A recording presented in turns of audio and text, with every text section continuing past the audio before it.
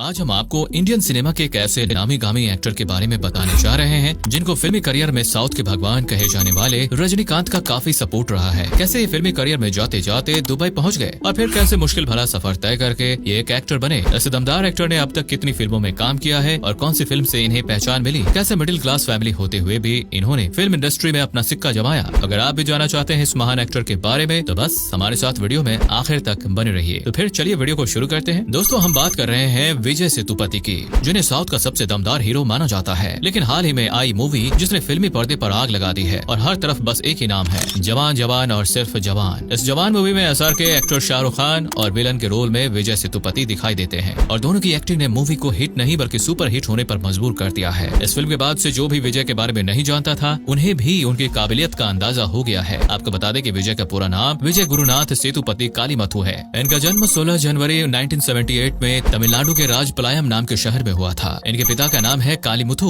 वहीं इनकी माता का नाम है सरस्वती। इनकी माँ एक हाउसवाइफ थी। वहीं इनके पिता की बात करें तो वो एक सिविल इंजीनियर थे। विजय को मिलाकर ये 4 भाई बहन हैं। इनकी इकलौती बहन है और 2 भाई हैं। आज विजय की जो एक्टिंग देखकर पूरी दुनिया हैरान है। ये उन्हें अपने खानदान या विरासत में नहीं मिली बल्कि इसके परिवार का तो दूर दूर तक भी फिल्मी दुनिया से कोई भी नाता नहीं है। लेकिन विजय को शुरुआत से ही फिल्मों में बड़ा लगाव था, लेकिन घर के हालात और नॉर्मल से ही लुक के चलते अपने कदम ग्लैमर की दुनिया में रखने से हिचकिचाते थे। विजय की एजुकेशन की बात करें तो विजय सेतुपति ने अपने स्कूल की पढ़ाई कोडम्बक्कम यानी चेन्नई के एमजीआर हायर सेकेंडरी स्कूल से पूरी की। इसके बाद इन्होंने चेन्नई के धनराज बैद जैन कॉलेज से बीकॉम की डिग्री हासिल की। हालांकि विजय को रत्ती भर भी पढ़ाई से लगाव नहीं था, लेकिन घर वालों की वजह से इन्होंने बीकॉम तक पढ़ाई की। विजय बताते हैं कि मैं पढ़ाई में एक एवरेज स्टूडेंट भी नहीं था, बल्कि मेरे टीचर्स को तो यही लगता था कि मैं अपनी जिंदगी में शायद कभी कुछ नहीं कर पाऊंगा। विजय सेतुपति शुरू से ही रजनीकांत के बड़े वाले फैन थे। ये इन्हीं की फिल्मों को देखकर एक्टिंग की प्रैक्टिस किया करते थे। आप कह सकते हैं कि रजनीकांत इनके फिल्मी करियर को आगे बढ़ावा देने में काफी योगदान रहा है। जब विजय महज 16 साल के थे तभी से इन्होंने फिल्मी करियर में पैर जमाने शुरू कर दिए। साल 1994 में आई कमल हसन की मूवी रामम वार में भी इन्होंने ऑडिशन दिया था, लेकिन छोटे बालों की वजह से इनका सिलेक्शन नहीं हो पाया। अब घर के हालात की वजह से इन्होंने अपने पैशन के साथ साथ काम को भी अहमियत दी। विजय कभी भी अपने खर्चों के लिए परिवार से पैसे नहीं मांगते थे। यही वजह थी कि इन्हें छोटी उम्र से ही काम करना पड़ा। विजय सेतुपति ने सेल्समैन, होटल में कैशियर और टेलीफोन बूथ ऑपरेटर का भी काम किया है। इसी बीच ये अपनी ग्रेजुएशन की पढ़ाई भी पूरी कर रहे थे। ग्रेजुएशन की पढ़ाई खत्म होने के बाद इन्होंने अकाउंट असिस्टेंट के लिए इंटरव्यू भी दिया था, जो कि क्लियर हो गया और फिर इन्हें दुबई जाना पड़ा। हालांकि ये दुबई नहीं जाना चाहते थे, लेकिन घर की जिम्मेदारियों और भाई बहन को देखते हुए ये हीरो बनने का सपना दिल में दबाए हुए दुबई चले गए। इंडिया को देखते हुए दुबई में इन्हें 4 गुना ज्यादा पैसे मिल रहे थे, इसलिए इन्होंने यही जॉब करना बेहतर समझा और कई सालों तक यहीं रहकर जॉब करते रहे। लेकिन फिर विजय का दुबई की चकाचौंध और बड़ी बड़ी इमारतों से भी दिल भर गया और ये अपने घर वापस चले आए। घर आकर इन्होंने अपने दोस्त के साथ मिलकर इंटीरियर डेकोरेशन का बिजनेस शुरू किया, लेकिन यहाँ इनकी किस्मत ने इनका साथ नहीं दिया और ये बिजनेस फ्लॉप हो गया। इसके बाद इन्होंने एक मार्केटिंग कंपनी ज्वाइन की। इसी दौरान इनकी फिल्मी करियर की तरफ रुझान, जो कि पूरी तरह से खत्म हो गया था, उसका शोला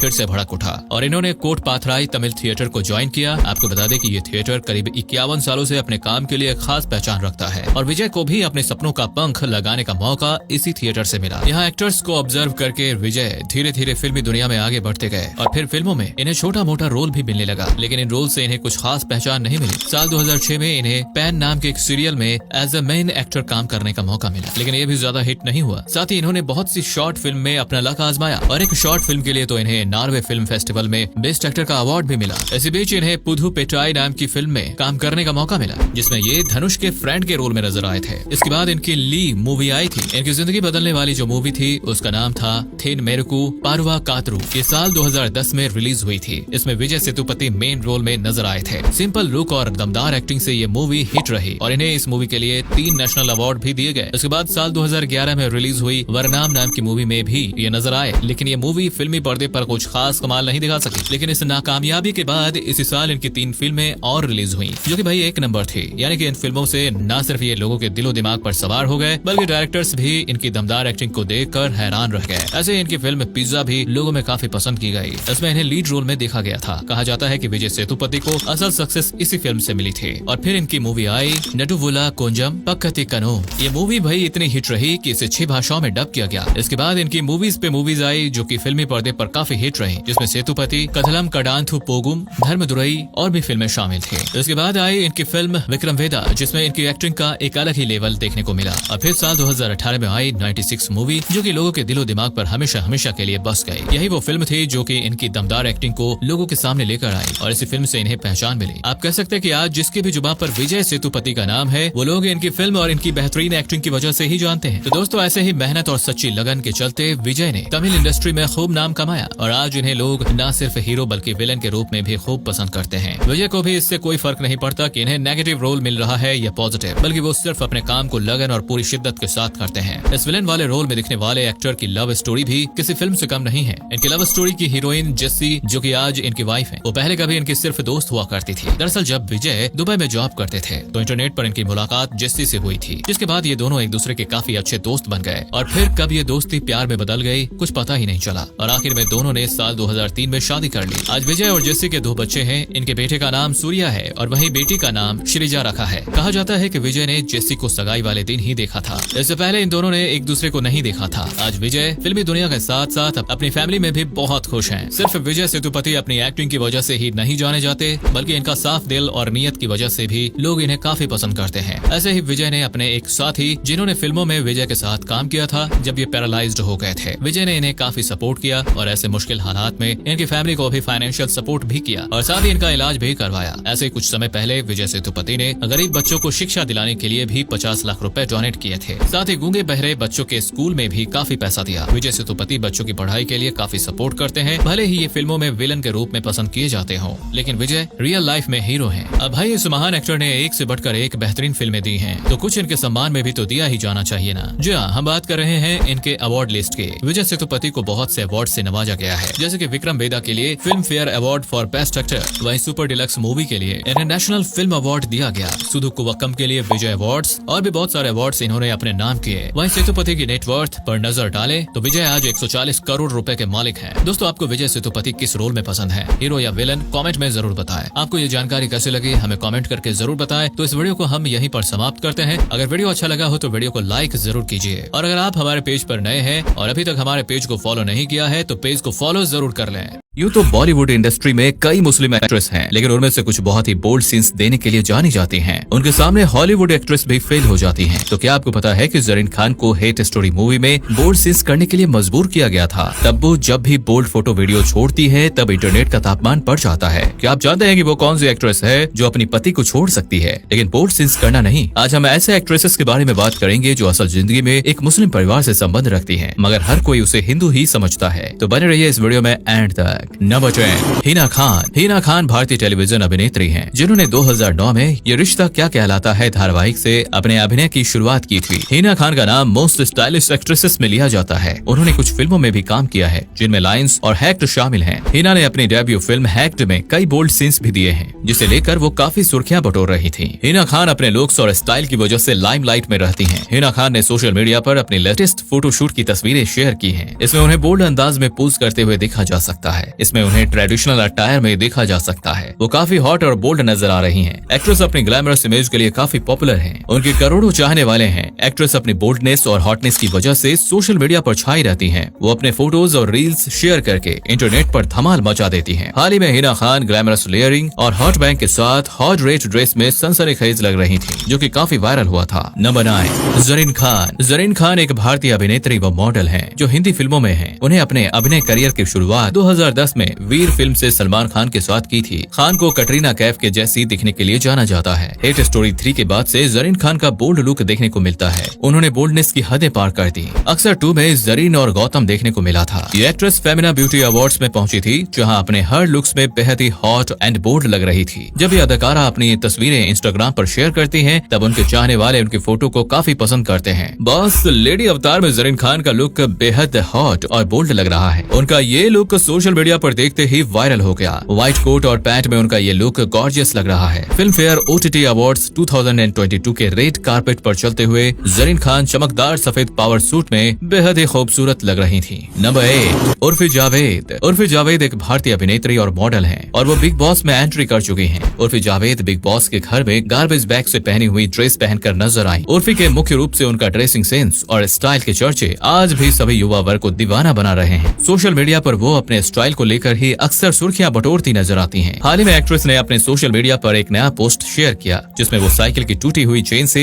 ड्रेस बनाया। ये वीडियो तेजी से सोशल मीडिया पर वायरल हो रहा है। नंबर 7, हुमा कुरैशी। हुमा कुरैशी बॉलीवुड इंडस्ट्री का बड़ा नाम बन चुकी है। अभिनेत्री ने फिल्मी दुनिया में अनुराग कश्यप की फिल्म गैंग्स ऑफ वासेपुर से कदम रखा था। हुमा कुरैशी और नवाजुद्दीन सिद्दीकी रोमांस करते हुए दिखाई दिए थे। हुमा कुरैशी बदलापुर में काफी हॉट लग रही थी। हाल ही में एक पुराना वीडियो वायरल हो रहा है। इस वीडियो में एक्ट्रेस कातिलाना अंदाज में पानी में पोज देती दिख रही हैं। बॉलीवुड एक्ट्रेस हुमा कुरैशी इन दिनों अपनी तस्वीरों को लेकर सुर्खियों में बनी हुई हैं, जिसमें वो व्हाइट ड्रेस में नजर आ रही हैं। हुमा कुरैशी हाल ही में मोनिका ओ माय डार्लिंग की सक्सेस पार्टी में शामिल हुई, जहां वो लाल कटआउट ड्रेस में नजर आई हैं। एक्ट्रेस बोल्ड आउटफिट के लिए काफी ट्रोल हुई। लोग एक्ट्रेस की एक झलक पाने के लिए बेसब्र रहते हैं। हुमा कुरैशी के बोल्ड अंदाज का हर कोई दीवाना है। लोग एक्ट्रेस की एक झलक पाने के लिए बेसब्र रहते हैं। नंबर 6, सारा अली खान। सारा अली खान एक भारतीय बॉलीवुड अभिनेत्री हैं। सारा ने साल 2018 में बॉलीवुड से डेब्यू किया था। सारा बॉलीवुड के छोटे नवाब सैफ अली खान की बेटी है। कूली नंबर 1 से सारा और वरुण रोमांस करते हुए नजर आए थे। इन तस्वीरों में सारा अली खान का लुक काफी बोल्ड लग रही है। सारा अली खान की इन्हीं अदाओं पर फैंस जान लुटाते हैं। आईफा 2023 अवार्ड फंक्शन में दुल्हन की तरह दिख रही थी सारा अली खान ने अपनी गॉर्जियस लाल ड्रेस के साथ इंडो वेस्टर्न ग्लैमर का मिश्रण अपनाया था, जिसे उनके फैंस काफी पसंद कर रहे हैं। सारा का गोल्डन कलर के ऑफ शोल्डर टॉप और लहंगा में एक्ट्रेस बेहद ही खूबसूरत लग रही हैं। सारा वैसे भी अपने लुक और फैशन को लेकर हमेशा सुर्खियों में रहती हैं। सारा अपने फैंस के लिए इंस्टाग्राम पर अक्सर अपनी हॉट फोटोज शेयर करती रहती हैं। सारा ने हाल ही में अपने सोशल मीडिया हैंडल पर एक पोस्ट साझा किया है। इन तस्वीरों में एक्ट्रेस बला के खूबसूरत लग रही हैं। एक्ट्रेस इन तस्वीरों में लाल ड्रेस पहने नजर आ रही हैं। नंबर 5, कैटरीना कैफ। कैटरीना कैफ एक ब्रितानी भारतीय अभिनेत्री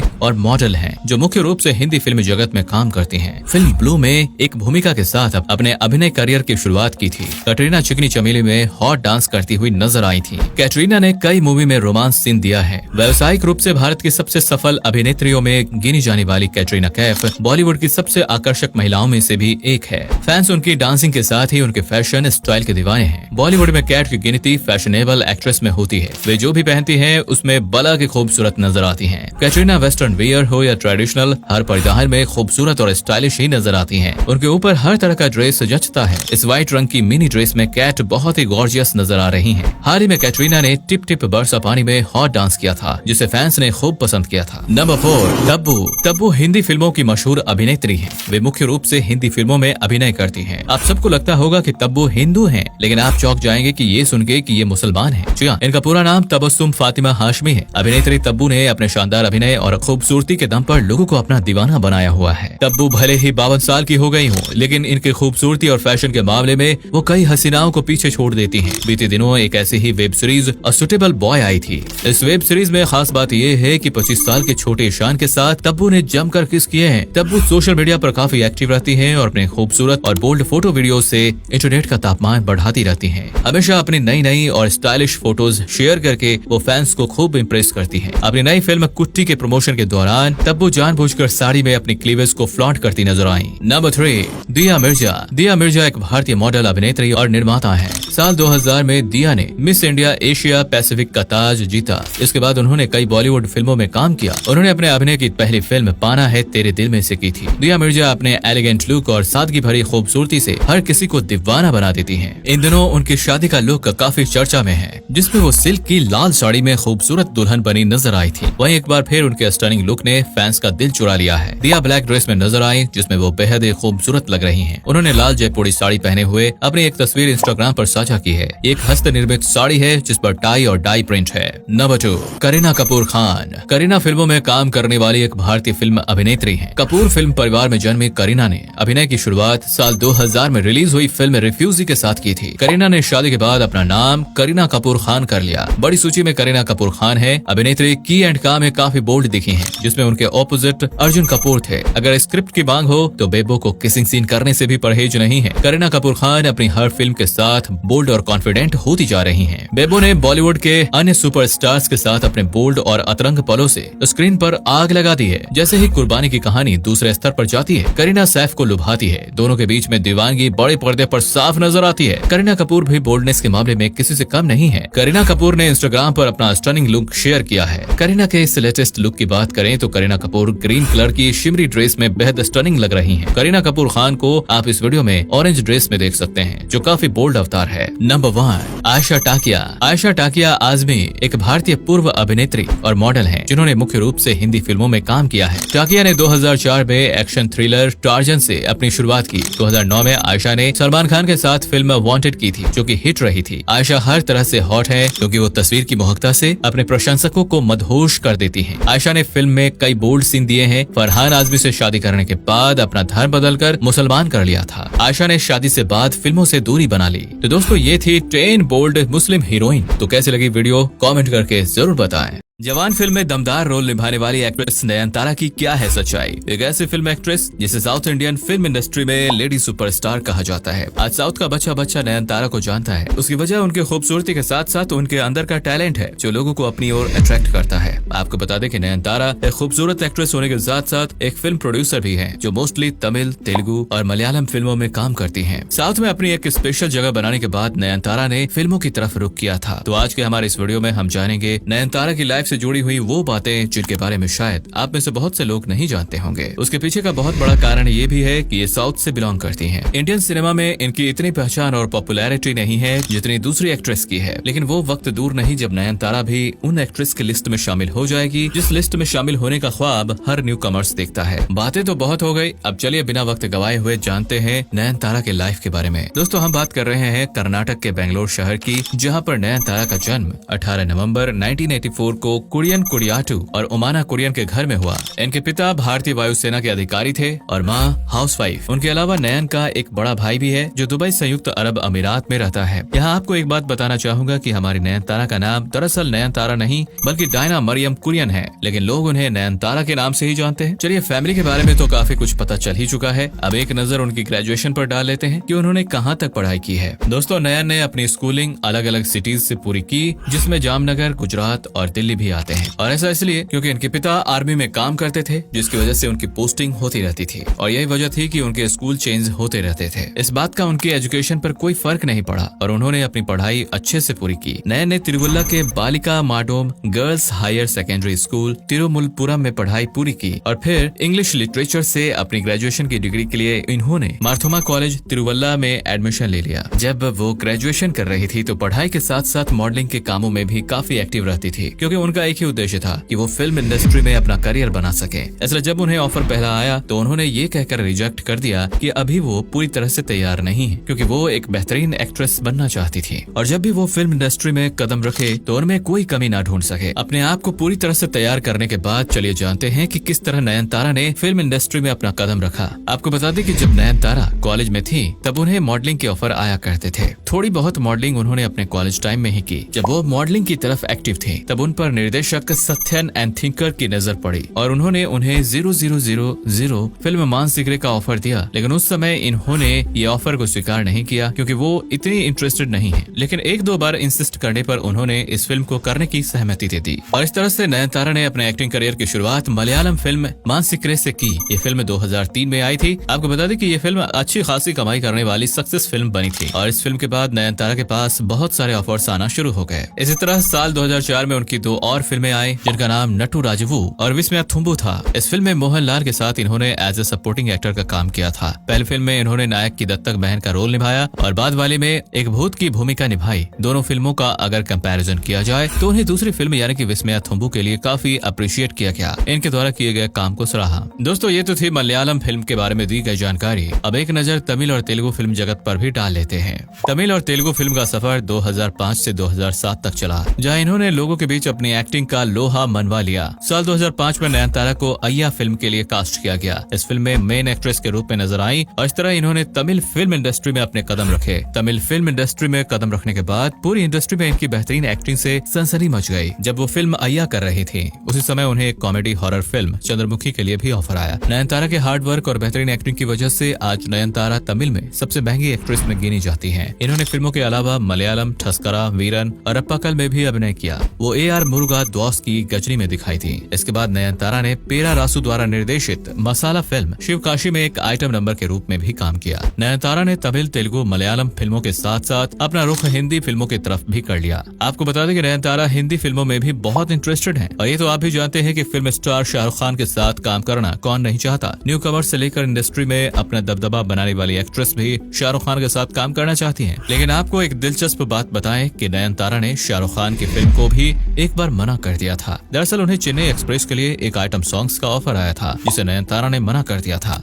और जब नयनतारा से पूछा गया कि आपने उस फिल्म के लिए क्यों मना कर दिया, तब उन्होंने कहा कि मुझे शाहरुख खान जी और रोहित शेट्टी से कोई प्रॉब्लम नहीं है, बस मैंने डांस गुरु प्रभुदेवा की वजह से इस फिल्म को मना कर दिया था। चलिए अब जानते हैं नयनतारा से जुड़ी हुई कुछ कंट्रोवर्सी के बारे में। देखिए दोस्तों, हम तो ये सभी जानते ही हैं कि जहां नाम, शोहरत और रुतबा होता है, वहां कहीं न कहीं कंट्रोवर्सी भी जुड़ जाती है। ये बात केवल एक्ट्रेसों पर ही लागू नहीं होती, इसमें हमारे पॉलिटिशियन और टीवी एक्टर्स भी शामिल हैं। हम बात कर रहे हैं नयनतारा की। तो आपको बता दें कि नयनतारा दो वजह से काफी चर्चा में रहती थी। पहले है साल 2011 में, जब उन्होंने अपने ईसाई धर्म छोड़कर आर्य समाज मंदिर में हिंदू धर्म अपना लिया, तब ये काफी चर्चा में आई। और दूसरा, प्रभुदेवा के साथ लिविंग में रहने को लेकर भी काफी सुर्खियों में रही हैं। इसके अलावा एक विवाद और भी सामने आया था, और वो था लिप लॉक किस, जिसकी वजह से काफी गर्मा गर्मी रही थी। नयनतारा और शिबू का ये किस काफी आपत्तिजनक था, इसलिए नयनतारा और शिबू से माफी मांगने के लिए भी कहा गया था। आपको बता दें कि नयनतारा की सुपरहिट फिल्म रजनीकांत जी की चंद्रमुखी रही है, जिसे हिंदी फिल्मों में भूल भुलैया के नाम से रिलीज किया गया था। चलिए अब जानते हैं कि नयनतारा ने हिंदी फिल्मों में अपनी शुरुआत कैसे की। तो दोस्तों, आपको बता दें कि नयनतारा ने शाहरुख खान के साथ एक एक्शन थ्रिलर फिल्म जवान को साइन किया है। इस फिल्म में उन्होंने एनएसजी ऑफिसर का रोल प्ले किया है। लोगों ने फिल्म तो पसंद की, लेकिन शाहरुख खान के साथ उनकी केमिस्ट्री लोगों को पसंद नहीं आई। उनकी फिल्में बहुत ही एनर्जेटिक होती हैं, और यहाँ पर शाहरुख खान के साथ उनका रोल काफी स्लो मोशन में देखा गया है। लोगों ने अपने व्यूज देते हुए भी कहा है कि नयनतारा बहुत ही टैलेंटेड एक्ट्रेसों में से एक है, लेकिन शाहरुख खान के साथ उनकी केमिस्ट्री इतनी एनर्जेटिक नहीं लगी जितने फैंस ने सोची थी। जिसका नाम इराइवन है। ये फिल्म उन्होंने 10 करोड़ में साइन की है। जैसा कि हम आपको ऊपर ही बता चुके थे कि नयनतारा तमिल की सबसे महंगी एक्ट्रेसों में से एक है। ये बात बिल्कुल सही साबित होती है। चलिए अब आपको नयनतारा की पर्सनल लाइफ के बारे में भी अवगत करा देते हैं। दोस्तों, ऐसा कहा जाता है कि नयनतारा और निर्देशक विक्रेश शिवान एक दूसरे के साथ काम करने के बाद एक रिश्ते में हैं, और इस कपल ने 2022 में 9 जून को महाबलीपुरम में शादी कर ली। इनके जुड़वा बच्चे भी हैं, जिनका नाम उइर और उलगम है। वेल दोस्तों, हमने आपको नयनतारा की लाइफ से जुड़ी हुई काफी बातें बता दी हैं। दोस्तों, नयनतारा ने 5 फिल्म फेयर अवार्ड साउथ अपने नाम किए। साल 2011 में उन्हें एक बेस्ट तेलुगु एक्ट्रेस का अवार्ड दिया गया। साल 2013 की बात करें तो उन्हें राजधानी फिल्म के लिए अवार्ड से सम्मानित किया गया। साल 2015 में उन्हें नाउनुम राउडी धान नाम के पुरस्कार से सम्मानित किया गया, और 2016 में थिया नियमम के लिए बेस्ट मलयालम एक्ट्रेस का अवार्ड भी दिया गया। तो दोस्तों, ये थे नयनतारा के अचीवमेंट जो उन्होंने अपने हार्ड वर्क से कमाए। दोस्तों, बातें तो काफी हो गई। चलिए अब जानते हैं नयनतारा ने अपनी लाइफ में अपने बलबूते कितने की नेटवर्थ खड़ी की है। हर माँ बाप का सपना होता है कि उनका बच्चा बड़ा होकर पैरों पर खड़ा हो जाए और अपने लिए एक छोटी सी लाइफ सेट कर सके। नयनतारा के पेरेंट्स भी ऐसा ही सपना रखा होगा। आज नयनतारा जिस मुकाम पर है, उनके इस अचीवमेंट को देखकर उनके पेरेंट्स बहुत ही प्राइड फील करते होंगे। इसलिए चलिए जानते हैं नयनतारा से जुड़े नयनतारा आज कितने करोड़ की मालकिन है। सफलता के घोड़े पर सवार इस अभिनेत्री की नेटवर्थ भी करोड़ों में है। उनके पास न केवल शानदार लग्जरी गाड़ियां हैं, एक प्राइवेट जेट की भी मालकिन है। उनके कारों के काफिलों में BMW 5 series, Mercedes GLS 350D, Toyota Innova Crysta और BMW 7 सीरीज जैसे मॉडल शामिल हैं। और नेटवर्थ की बात करें तो $22 मिलियन थी, जो लगभग 181 करोड़ रुपए होती है। उनकी ज्यादातर कमाई उनकी फिल्मों और ब्रांड एडवर्टीजमेंट से होती है। तो दोस्तों, ये थी लेडी सुपरस्टार की बायोग्राफी। उम्मीद करते हैं कि आपको ये बायोग्राफी पसंद आई होगी। अगर आप भी नयनतारा को पसंद करते हैं तो कमेंट बॉक्स में उनके लिए कमेंट में लिखें। वीडियो को ज्यादा से ज्यादा शेयर करें और लाइक करें, और लास्ट में पेज को फॉलो करना ना भूलें। बेटे को हाथ लगाने से पहले बाप से बात कर। जवान का ट्रेलर का ये डायलॉग जो काफी वायरल हुआ है, कुछ लोगों का मानना है कि ये डायलॉग जानबूझकर ऐड किया गया है। क्या शाहरुख खान ने ये डायलॉग समीर वानखेड़े को कहा है, जिनकी वजह से उनके बेटे आर्यन खान को जेल जाना पड़ा था? क्या समीर वानखेड़े ने आर्यन खान का नाम हटाने के लिए 25 करोड़ रुपए की मांग की थी? क्या समीर वानखेड़े ने अपने ट्वीट से शाहरुख खान को दिया है जवाब? आखिर क्या हुआ था जिसके चलते शाहरुख खान को ये कहना पड़ा? समीर वानखेड़े ने क्यों आर्यन खान को जेल भेजा था? तो चलिए शुरू से जानते हैं इनके पीछे की वजह। अभिनेता शाहरुख खान और निर्माता गौरी खान के सबसे बड़े बेटे हैं आर्यन खान। उन्हें लेट नाइट पार्टी करना बेहद ही पसंद है। उनके इंस्टाग्राम पर आपको ऐसी कई तस्वीरें मिल जाएंगी जो उसके लाइफ स्टाइल को बयां करती हैं। आर्यन फिल्म इंडस्ट्री का पॉपुलर स्टार किड है। अपने पिता की तरह वो भी हमेशा सुर्खियों में ही रहते हैं। आर्यन काफी स्टाइलिश और हैंडसम है, क्योंकि शाहरुख खान के शहजादा आर्यन खान अक्सर गर्लफ्रेंड्स और पार्टीज को लेकर खबरों में ही रहते हैं। वही आर्यन एक बार पार्टी कर रहे थे, तभी एनसीबी मुंबई के zonal director Sameer Wankhede tip के आधार पर 2 अक्टूबर की रात क्रूज पर पहुंचे थे। एनसीबी के अधिकारियों ने यात्रियों को रंगे हाथ पकड़ने के लिए कुछ देर इंतजाम किया। जैसे ही आर्यन खान समेत बाकी हाई प्रोफाइल प्रोफाइल लोगों ने पार्टी शुरू की, उन्हें रंगे हाथ पकड़ लिया गया। खबरों की माने तो पहले आर्यन खान ड्रग्स की बातें मानने से इनकार कर रहे थे। आर्यन ने नारकोटिक्स कंट्रोल ब्यूरो यानी कि एनसीबी के अधिकारियों पर रॉब करने की खूब कोशिश की।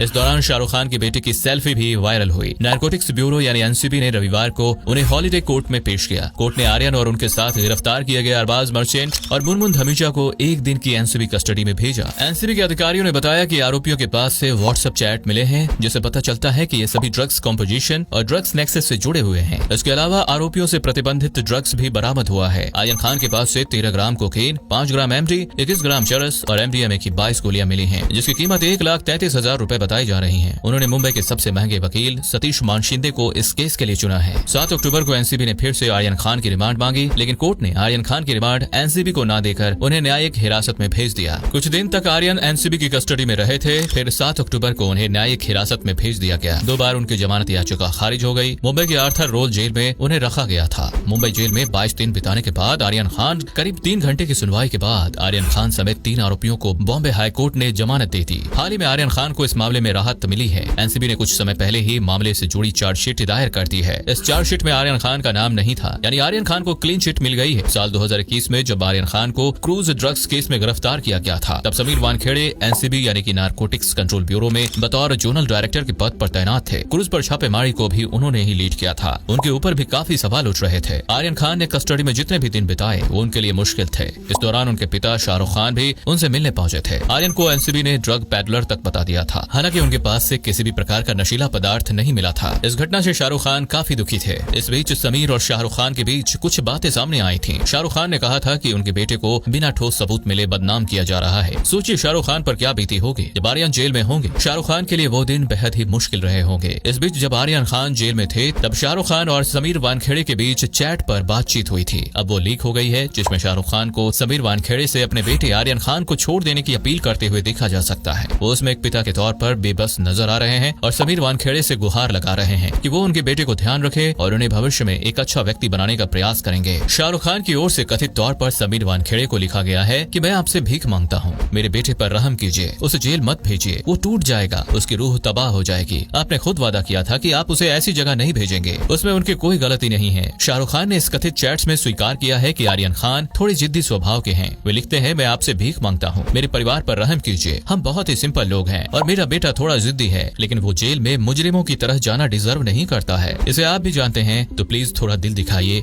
मैं आपसे भीख मांगता हूँ। समीर वानखेड़े के खिलाफ जो भ्रष्टाचार का मामला चल रहा है, उसमें शाहरुख खान की मैनेजर पूजा ददलानी का एनसीबी विजिलेंस टीम को दिया बयान अहम साबित हो रहा है। पूजा ददलानी ने अपने बयान में विजिलेंस की टीम को बताया कि 2 से 3 अक्टूबर 2021 की रात को आर्यन खान का नाम छापेमारी में आने के बाद उनकी एनसीबी की अधिकारी से बात हुई। आर्यन खान का नाम हटाने के लिए 25 करोड़ रुपए की मांग की गई थी। ये डील बाद में 18 करोड़ रुपए पर फाइनल हुई। इसके लिए पूजा ने 50 लाख रुपए टोकन मनी के तौर पर भी कथित रूप से दिया था। करोड़ रुपए की इस डील के बारे में केस के गवाह प्रभाकर सिल ने भी खुलासा किया था। प्रभाकर की अब मौत हो चुकी है। अपने आखिरी बयान में उसने कहा था कि फोन पर उन्होंने किरण गोसावी को बात करते हुए सुना था कि 18 करोड़ में डील हुई है, इसमें से 8 करोड़ समीर वानखेड़े को देने हैं। वानखेड़े द्वारा शाहरुख खान से रिश्वत लेने के आरोपों की जांच के लिए एनसीबी ने एसआईटी का गठन किया था। एसआईटी की रिपोर्ट के आधार पर सीबीआई ने रिश्वतखोरी के मामले में वानखेड़े के खिलाफ मामला दर्ज किया है। बॉम्बे हाईकोर्ट ने वानखेड़े को गिरफ्तारी से अंतिम राहत दी है। शाहरुख खान की पठान बॉक्स ऑफिस पर छाई हुई थी। जबरदस्त ओपनिंग लेने वाली इस फिल्म ने महज 3 दिनों के अंदर ही 150 करोड़ रुपए का आंकड़ा पार कर लिया था। अब शाहरुख खान की जवान मूवी रिलीज कर दी गई है। शाहरुख खान का एकदम खूंखार अवतार में नजर आ रहे हैं, जो हैरान कर देता है। मूवी में एक्शन करती दीपिका पादुकोण और पुलिस ऑफिसर बनी नयनतारा की भी झलक है। जवान को देखकर शाहरुख खान के फैंस खुशी से नाच रहे हैं। जवान में शाहरुख खान का किरदार किस तरह खूंखार और रोंगटे खड़े कर रहा है। शाहरुख खान पूरी तरह से बैंडेज और पट्टियों में लिपटे नजर आए थे। जवान में शाहरुख खान काफी दमदार डायलॉग बोलते नजर आ रहे हैं। शाहरुख खान का ये डायलॉग, जब मैं विलेन बनता हूँ ना तो मेरे सामने कोई हीरो टिक नहीं पाता, ये काफी दमदार है। जवान में शाहरुख खान बाप और बेटे का डबल रोल कर रहे हैं। जब बेटे वाला किरदार कहीं फंस गया तो उसे बचाने के लिए शाहरुख खान का पिता वाला किरदार आता है। फिल्म में ये डायलॉग उसी वक्त आता है। उसके बाद से इस डायलॉग की खूब चर्चा हो रही है। डायलॉग में शाहरुख खान कहते हैं, बेटे को हाथ लगाने से पहले बाप से बात कर। शाहरुख खान के इस डायलॉग को समीर वानखेड़े और उन तमाम लोगों पर तंज की तरह देखी जा रही है। शाहरुख खान के इस फिल्मी डायलॉग की चर्चा सोशल मीडिया पर होने लगी है। देखते ही देखते लोगों ने इस डायलॉग को ड्रग्स मामले में आर्यन खान को गिरफ्तार करने वाले अधिकारी समीर वानखेड़े से जोड़कर देखा है, जिनकी वजह से उनके बेटे आर्यन खान को जेल जाना पड़ा था। अब इस मामले में इशारों में समीर वानखेड़े ने जवाब दे दिया है। फिल्म का ट्रेलर रिलीज होने के बाद समीर वानखेड़े ने भी ट्वीट किया है। इस फिल्म में मौजूद डायलॉग को जवाब के रूप में देखा जा रहा है। समीर वानखेड़े ने निकोल लॉयंस का एक कोट ट्वीट किया है। उन्होंने ट्वीट कर लिखा है, मैंने आग को चखा है और हर उस पुल की राख में डांस किया है जिसे मैंने कभी जलाया है। मुझे किसी भी नरक का डर नहीं है। Nicol lions. वानखेड़े ने ये कोट ट्वीट करते हुए आगे लिखा है कि ये कोट हमेशा उन्हें प्रेरित करता है। सोशल मीडिया पर समीर वानखेड़े के इस ट्वीट के बाद लोग कई तरह के कमेंट्स करने लगे हैं। हालांकि जवान 7 सितंबर को थिएटर में रिलीज हो गई है और लोग इसे खूब पसंद कर भी रहे हैं। और क्या आपने जवान मूवी देख ली है? अगर देख ली है तो आपको मूवी कैसी लगी, कौन सी सीन सबसे अच्छी लगी, तो कमेंट करके जरूर बताएं। आज हम आपको जिस देश के बारे में बताने जा रहे हैं उस देश का नाता हमारे देश से रामायण काल से है। इस देश को pearl of the Indian ocean and tear drop of India के नाम से भी जाना जाता है, क्योंकि इस देश का आकार एक मोती और आंसू के आकार जैसा है। इस देश का नेशनल फ्लैग दुनिया का सबसे पुराना नेशनल फ्लैग है। एक ऐसा देश जहाँ के लोग हाँ कहने में भारतवासियों की तरह सिर ऊपर नीचे हिलाने के बजाय दाएं बाएं हिलाते हैं। और चाय का निर्यात करने के मामले में ये देश दुनिया का चौथा सबसे बड़ा देश है, जबकि यहाँ घूमने और देखने के लिए काफी कुछ है, जिस वजह से इस देश को माना जाता है दुनिया के सबसे खूबसूरत टूरिस्ट डेस्टिनेशंस में से एक। दोस्तों, आज हम बात कर रहे हैं हमारे पड़ोसी देश श्रीलंका की। तो देर किस बात की, अपना सीट बेल्ट बांध लीजिए अच्छे से और निकलते हैं श्रीलंका की एक शानदार सफर पर। दोस्तों, सबसे पहले बता दें कि श्रीलंका का ऑफिशियल नाम है democratic socialist Republic of Sri Lanka. इस देश की दूरी भारत से है मात्र 32 किलोमीटर। श्रीलंका वेस्ट वर्जीनिया से थोड़ा सा ही बड़ा है, जबकि इस देश की जनसंख्या 2.19 करोड़ है। श्रीलंका क्षेत्रफल के हिसाब से 122वां, जबकि जनसंख्या के हिसाब से 53वां दुनिया का सबसे बड़ा देश है। श्रीलंका के बारे में बात करने से पहले आपको इस देश की राजधानी के बारे में बताते हैं। श्रीलंका की पहली राजधानी अनुराधापुरा थी। उस समय श्रीलंका अनुराधापुरा साम्राज्य के तौर पर जाना जाता था। वहीं अब कोलंबो को श्रीलंका की राजधानी के तौर पर जाना जाता है। लेकिन श्रीलंका की आधिकारिक राजधानी कोलंबो नहीं बल्कि जयवर्धनपुरा कोटे है, यानी इस देश की 2 राजधानियां हैं। हाल के समय में कोलंबो शहर श्रीलंका की कार्यकारी और न्यायिक राजधानी है। श्री जयवर्धनेपुरा कोटे देश की विधायी राजधानी है। वैसे इस देश का सबसे बड़ा और सबसे प्रमुख शहर कोलंबो ही है और यही श्रीलंका की इकोनॉमिक कैपिटल भी है। इसके अलावा पूरे श्रीलंका में सिर्फ एक ही अंतर्राष्ट्रीय एयरपोर्ट मौजूद है, जो कि कोलंबो में ही स्थित है। अगर आपको पानी से खेलना पसंद है तो कोलंबो वाटर स्पोर्ट्स एक्टिविटी के लिए बहुत अच्छी जगह है। यहाँ bike racing, surfing, parasailing, banana ride, water scooter का आनंद लिया जा सकता है। इस शहर में शॉपिंग करने के लिए भी काफी कुछ है, यानी कि कोलंबो श्रीलंका के लिए सबसे खास शहर है। दोस्तों, श्रीलंका को पहले 1505 में पुर्तगालियों द्वारा, फिर 1658 में डचों द्वारा, फिर 1796 में अंग्रेजों द्वारा शासन किया गया और आखिर में 1948 में स्वतंत्रता प्राप्त कर ली। शायद ही आपको इस बात की जानकारी हो कि 1972 तक इस देश का नाम था सिलोन, जिसे बदलकर बाद में लंका और 1978 में इसके आगे सम्मान सूचक शब्द श्री जोड़कर श्रीलंका कर दिया गया। तभी से इस देश को श्रीलंका के नाम से जाना जाने लगा है। वैसे श्रीलंका को सिलोन क्यों कहा जाता था, इसके पीछे कोई मजबूत वजह तो नहीं बताई जाती, लेकिन कहा जाता है कि अंग्रेजों को कुछ नामों के उच्चारण में परेशानी होती थी, इसीलिए उन्होंने मुंबई को बॉम्बे, कोलकाता को कैलकाटा, चेन्नई को मद्रास बना दिया और इसी तरह श्रीलंका को सिलोन बना दिया। वैसे श्रीलंका को pearl of the Indian ocean and tear drop of India के नाम से भी जाना जाता है। ऐसा इसलिए कहा जाता है क्योंकि ये देश घिरा है पहाड़ों से। श्रीलंका चारों तरफ से खूबसूरत समंदर से घिरा हुआ है, जो कि टूरिस्ट को बहुत भाता है।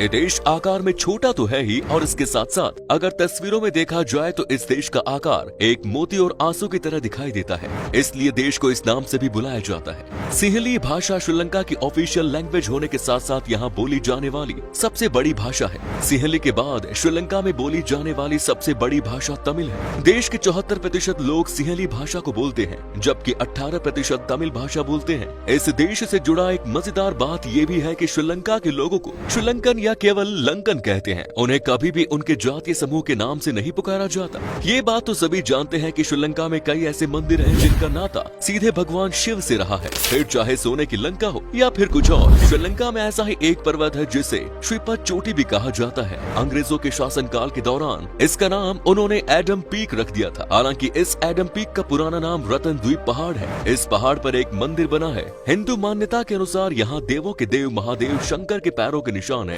इसीलिए इस स्थान को शिवानोलिपदम यानी कि शिव का प्रकाश भी कहा जाता है। कुछ लोगों का ऐसा मानना है कि इसी जगह भगवान बुद्ध के पैरों के भी निशान थे। सिर्फ इतना ही नहीं, माना तो ऐसा जाता है कि रैगला के जंगलों के बीच एक विशालकाय पहाड़ी पर रावण की गुफा है, जहां उसने घोर तपस्या की थी और उसी गुफा में आज भी रावण का शव सुरक्षित रखा हुआ है। हालांकि इनमें कितनी सच्चाई है ये नहीं पता। ड्रैकुला के इलाके में रावण की ये गुफा 8000 फुट की ऊंचाई पर स्थित है, जहाँ 17 फुट लंबे ताबूत में रखा है रावण का शव। दोस्तों ये तो कुछ भी नहीं, अगर आप श्रीलंका का दौरा करेंगे तो आपको इससे भी कहीं ज्यादा हैरान कर देने वाली चीजें देखने को मिलेंगी। वैसे तो श्रीलंका और भारत में कई चीजें एक जैसी देखने को मिलती है, लेकिन कुछ मामलों में दोनों है एक दूसरे से काफी अलग। जैसे कि श्रीलंका वासी हाँ कहने में भारत वासियों की तरह सिर ऊपर नीचे हिलाने के बजाय दाएं बाएं हिलाते हैं, ऐसा लगता है जैसे ना कह रहे हो। ये अजीब ही बात हुई ना।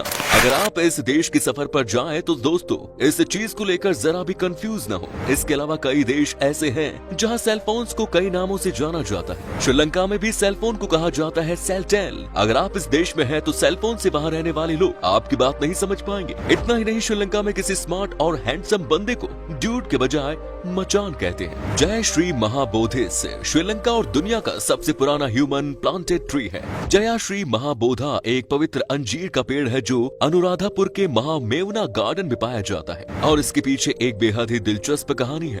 भारत में लगभग 2600 साल पहले भगवान गौतम बुद्ध निरंजना नदी के तट पर एक पेड़ के खिलाफ बैठे थे। कहा जाता है कि इसी समय बुद्ध को ज्ञान की प्राप्ति हुई थी और इसी पेड़ के हिस्से को काटकर श्रीलंका लाया गया था। इस पेड़ को बारिश या तूफान कोई नुकसान न पहुंचा सके, इसके लिए श्रीलंका के लोग और सरकार काफी कुछ करते रहते हैं। ये देश चारों तरफ से पहाड़ों और जंगलों से घिरा हुआ है। यहाँ के जंगल पूरी दुनिया में पॉपुलर हैं। इसकी वजह है यहाँ के हाथी। श्रीलंका के जंगलों में छोटे बड़े कई हाथी पाए जाते हैं। श्रीलंका में तकरीबन 20,000 हाथी हैं। यहाँ कई जगह तो ऐसी है जहाँ लोगों से ज्यादा हाथी दिखाई दे जाते हैं। जी हाँ, एक बार तो स्टेडियम में ही क्रिकेट मैच के दौरान हाथियों ने हंगामा मचा दिया था। हाथियों के अलावा श्रीलंका में देखने के लिए काफी कुछ है। यहाँ कई प्राचीन मंदिर हैं। भारत से जुड़े ऐसे ऐतिहासिक मंदिर हैं जो आपको भारत के किसी और पड़ोसी देशों में देखने को नहीं मिलेंगे। यहाँ रामायण काल से जुड़ी लगभग सभी चीजें हैं। रामायण के अनुसार भगवान राम ने श्रीलंका तक पहुँचने के लिए राम सेतु बनवाया था, जो दक्षिण भारत से श्रीलंका के बीच तैरते हुए पत्थरों से बना है। यहाँ एक ऐसा भी मठ है जहाँ महात्मा बुद्ध के दांत रखे गए हैं। इस मठ को श्रीलंका में बड़ी श्रद्धा से देखा जाता है। कहते हैं इस देश में सदा नीरा झरना है। ये झरना इसलिए खास है क्योंकि ये सीता जी की यादों से जुड़ा है। प्रवाद है कि सीता हरण के बाद उन्हें यही रखा गया था और अशोक वाटिका में 11 महीने के प्रवास के दौरान सीता जी इसी झरने के जल कुंड में नहाती थी। दोस्तों श्रीलंका के बंदरों को गौर से देखने पर पता चलता है कि उनकी पूंछ काली है। शायद हनुमान जी अपनी प्रजाति यहाँ छोड़ गए होंगे। यहाँ के बंदरों की पूंछें यहाँ बहुत लंबी और काली है, मानो आग में झुलसी हुई हो। क्या आपको पता है कि दुनिया की पहली महिला प्रधानमंत्री श्रीलंका से ही थी? ये थी सिरिमा रत्वते डायस बंडरानाइक, जिनको सिरिमाओ बंडरानाइक के नाम से भी जाना जाता है। इन्हें 1960 में श्रीलंका के प्रधानमंत्री के रूप में चुना गया था और वे 1960 से 65 तक श्रीलंका की प्रधानमंत्री रही। श्रीलंका की फ्रीडम पार्टी के नेता सिरिमा रात्वे की मृत्यु 2000 के दौरान हार्ट अटैक की वजह से हो गई थी। दोस्तों दालचीनी दुनिया में सबसे लोकप्रिय मसालों में से एक है और ये करी से लेकर केक तक हर तरह के खाने में इस्तेमाल की जाती है। ये मसाला 2000 साल पहले मूल रूप से श्रीलंका में पाया गया था और आज के समय में भी दुनिया का 80 to 90% दालचीनी श्रीलंका से आता है। दालचीनी के अलावा चाय है श्रीलंका का सबसे बड़ा बिजनेस फैक्टर। श्रीलंका को टी कैपिटल यानी चाय की राजधानी भी कहा जाता है। यहाँ 6000 फीट की ऊंचाई पर चाय की खेती की जाती है।